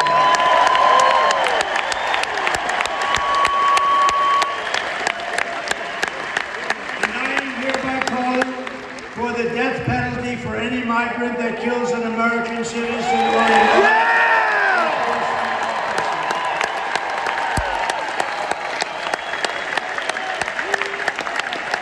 and I will immediately ban all sanctuary cities in the United States of America.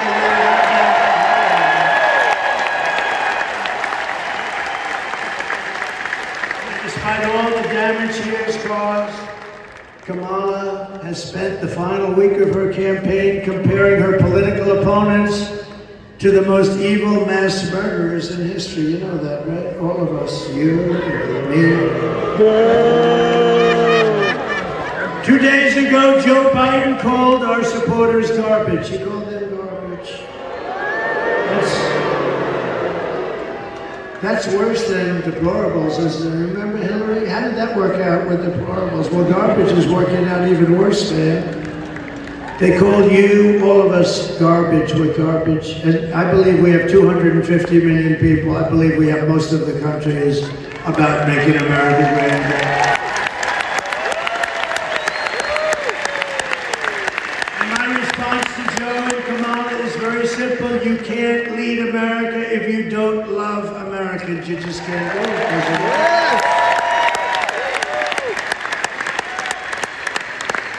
And you can't be president if you hate the American people. And I actually think they hate the American people. She's not a good person.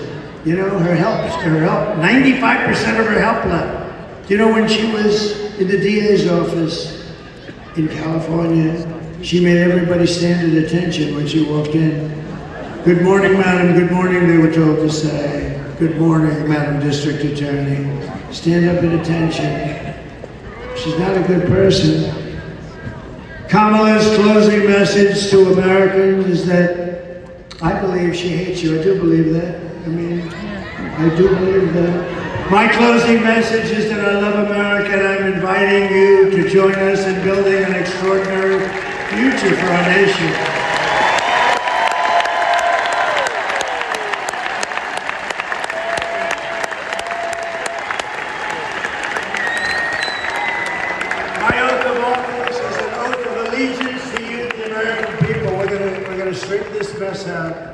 It's a mess. It's an incompetent mess. I mean, she can't answer, I see her being interviewed yesterday. She can't answer a question. She goes all over the place. She doesn't know what the hell she's talking about. It's crazy. I'm asking for your vote, but I want you to know that whether you vote for me or not, when I win, I will fight for you with every breath in my body. I will fight for you. Yeah!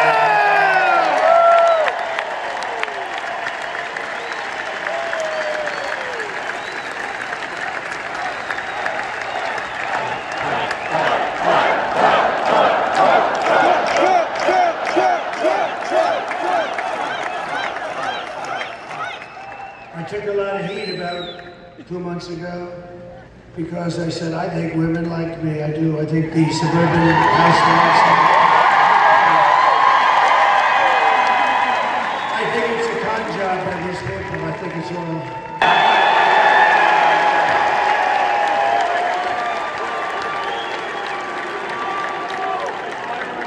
Thank you very much. This time, they threw him out of the family business, so he decides to run for governor. I know the Pritzker family very well. I was partners with them, actually. They have some good people, but they threw him out because he was not very good, and he ends up running for governor because he's got money, but he's terrible.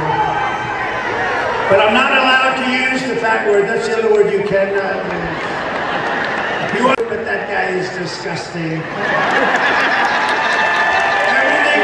Says is a lie. Her entire campaign is one hoax and slander after another. But the more they lie, the more they smear, the more you need to get out and vote. We're going to get rid of these people. We're going to get rid of them. The only way to stop the lies is to swamp them. We're going to swamp them with that vote. It's true. Kamala has no vision. She has no ideas. She's got no brain power, she's got no solutions. All she can talk about, did you see that in that?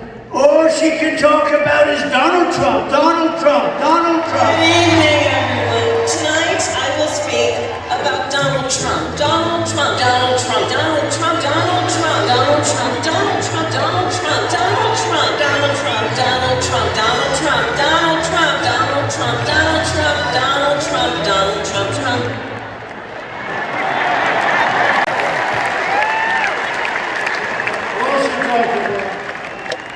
You know, there are some people who thrive under pressure, and there are some people who crack under pressure. She cracks under pressure. And the more pressure Kamala is under, the worse she crumbles. She is, at this point, very rattled. You take a look at her.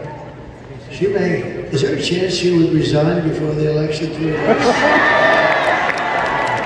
I actually think they should have left Joe. I think he would have done just as well, maybe better. And it's come out today upon extremely good authority, the press, therefore it's no authority. But it's come out today that Joe Biden likes me more than he likes Kamala. And he would rather have me win than Kamala win. Because they took away his presidency. It's the first time in the history of the presidency they stole the presidency from him. He would rather have me win. Actually, I think psychologically he's better off. It's a much better story for him. What they did is terrible. They went in and they said, you're out, Joe. Can you imagine you're the president of the United States and you have Crazy Nancy, she's crazy as a bit. Crazy Nancy, who had a lot of Visa stock, and she sold it one day before it was announced that Visa's under major investigation. Great guy. You know, we had the largest, it was the biggest interview he did me last week, as you might have heard. The biggest interview that he's ever done in terms of hits.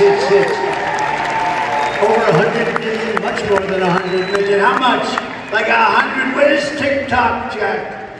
He knows everything. There's TikTok. He's a TikToker. You know, they're 20 years old and they work. I have a guy, TikTok Jack. When they turn 20, they're finished in that business. No, they're too old, much too old. Then you get sued for age discrimination.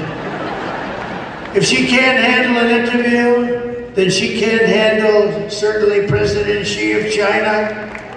President Putin would have never done it. She can't handle anything, but she's not equipped for that. She's not a president.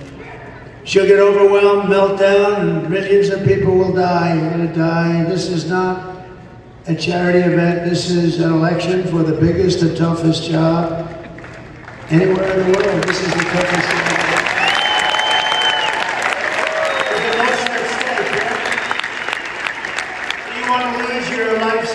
Because we put a weak and foolish and incompetent person in the White House? I don't think so.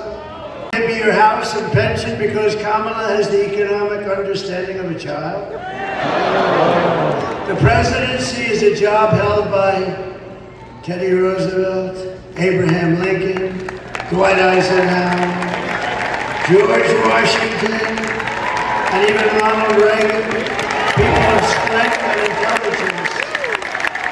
People that have a leadership quality. Would you trust Kamala Harris to talk with Russia or China about with an extremely low IQ? We had enough of low IQs in the last 4 years. We don't need. We can't go through another person who's a dummy. We can't do it. You wouldn't put Kamala Harris in charge of even a kindergarten class. You can't do it. So at the end of the day, you need to ask yourself, can you afford to put someone this incompetent in charge of our country's future? No, you can't. No, you can't. But on top of it all, Kamala says she would not do anything different, not one thing different than Joe Biden did. In other words, she should not run for office because he was the worst ever. Take a look. You have done something differently than President Biden during the past 4 years. There is not a thing that comes to mind. I stood there on the tarmac watching you check your watch. The chaotic and deadly U.S. evacuation from Afghanistan stunned Americans and the world and cost the lives of 13 U.S. soldiers. Would you have done something differently? There is not a thing that comes to mind. More than 13,000 illegal immigrants convicted of murder have been caught at the border and then released into the United States. An Afghan national is in custody the day after being accused of plotting an election day terrorist attack. The suspect entered the U.S. on a special immigrant visa. Gut-wrenching new details in the murder of Georgia nursing student Laken Riley. The illegal immigrant suspect, who cops say committed the heinous murder, is a Venezuelan national who crossed the unsecured southern border back in 2022. 2 men investigators say are in the country illegally from Venezuela are charged with capital murder in the death of Jocelyn Nungaray. A fifth illegal immigrant accused of attacking 2 New York City police officers over the weekend showed no remorse or regret. Would you have done something differently? There is not a thing that comes to mind. 18% say the economy is in excellent or good condition. US inflation has hit a new 40-year high, increasing by 9.1% over the financial year. Authorities say Train Day Aragua, which has been linked with more than 100 criminal investigations here in the US, has now been found operating its criminal enterprise in apartment complexes. Were you the last person in the room? Yes.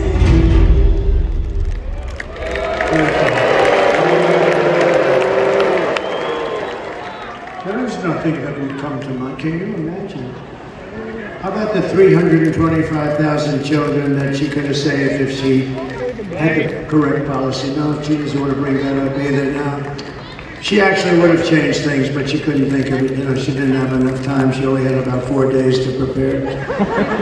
If you want to end this disaster, you must get out and vote. We're going to solve this problem very quickly. It's going to happen fast. It's going to be beautiful to watch. We're pleased to be joined today by your next senator from the great state of Wisconsin, Hovde. Eric, thank you very much. You have a great, great career. He's a good man. He's a good man. Loves his stuff. And is he central casting? And a disaster. Okay, she's a horror show. Thanks as well to Senators Ron Johnson. Ron, stand up. Wow. Good man. He's a good man. He really is. Thank you, Ron. Great job. Great job. Thank you. We have a man who's just become recently, he was a great attorney general. And he's now a senator. He won a big race, a tough race, a race that ever said, well, there's no. Thank you, Joe. Did a good job. And Sebastian, we want to thank you very much. You are really Sebastian Gorka, everyone. And a man who I think is going to bring us home, GOP Chairman Brian Schimming. Thank you, Brian. What a good job you're doing. I heard him speak the other day. I was in the plane flying in, and he was up saying, you are good. You are psyched, right? Like we all are. We want to win. This is the biggest win. This will be the biggest win. Think of it. And if we win the whole thing, it'll be the greatest event in political history in this country. And not only great because it's a great event, it's going to be great because of what we're going to be able to do. We're going to be able to fix our country. That's why it's really going to be great. It's going to be very important. And a friend of mine, one of the greatest developers, a great guy, a very generous person. He's always giving money to charity. When there's a problem like in North Carolina, he wanted to go with me, wrote out a big check all the time. He's a fantastic man, Steve Witkoff. Thank you, Steve. Thank you, Steve. Great guy.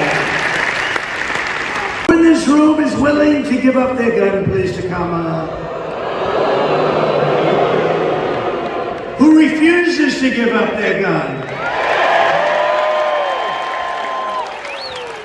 She has a very tough job.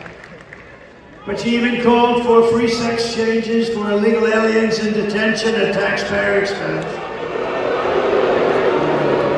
And perhaps worst of all, she lied about working at McDonald's. She lied. She never worked there. She's a liar. It was always, I went and checked it out. Actually, they were the best french fries I ever had. 9 seconds after taking them out of that fat, whatever the hell. But they were the best. You know, when they sit around for about 2 hours, not so good. With your vote this November, we're going to fire Kamala and we are going to save America.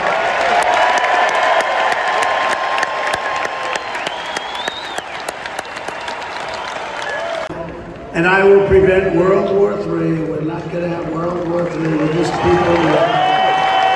And it would be a war like no other. This would be a war like because of the power of the weaponry. We will crush violent crime and give our police the support, protection, resources, and respect that they so dearly deserve. We will strengthen and modernize our military. We will build a missile defense shield over our country, all made in the USA. Rebuild our cities, including our capital in Washington, D.C., making them safe, clean, and beautiful again. We will teach our children to love our country, to honor our history, and to always respect our great. After years of building up foreign nations, defending foreign borders, and protecting foreign lands, we are finally going to build up our country and defend our borders and protect our citizens and our land, right? And we will stop illegal immigration once and for all. It will be stopped, and we want people to come into our country. We do. We want people, but they have to come in legally through a system. They have to love us. They have to love our country. We will not be invaded. We are not going to be invaded. It's like an invasion. It's like a military invasion. You know the guns and weapons they have. Some of these guys have. They're military grade. They're at least military grade. Some are better than military grade. We will not be invaded. We will not be occupied. We will not be overrun. We will not be conquered. We will be a free and proud nation once again. Everyone will prosper. Every family will thrive. And every day will be filled with opportunity and hope. And it will be, more than anything else, it will be filled with a thing called the American dream. We're going to have the American dream back. But for that to happen, we must defeat Kamala Harris and stop her radical left agenda with a landslide that is just too big to rig. So you need to get out and vote. For the past 9 years, we have been fighting against the most sinister and corrupt forces on earth. They are corrupt, sinister, horrible people. Horrible people. With your vote in this election, you can show them once and for all that this nation does not belong to them. This nation belongs to you, all of you.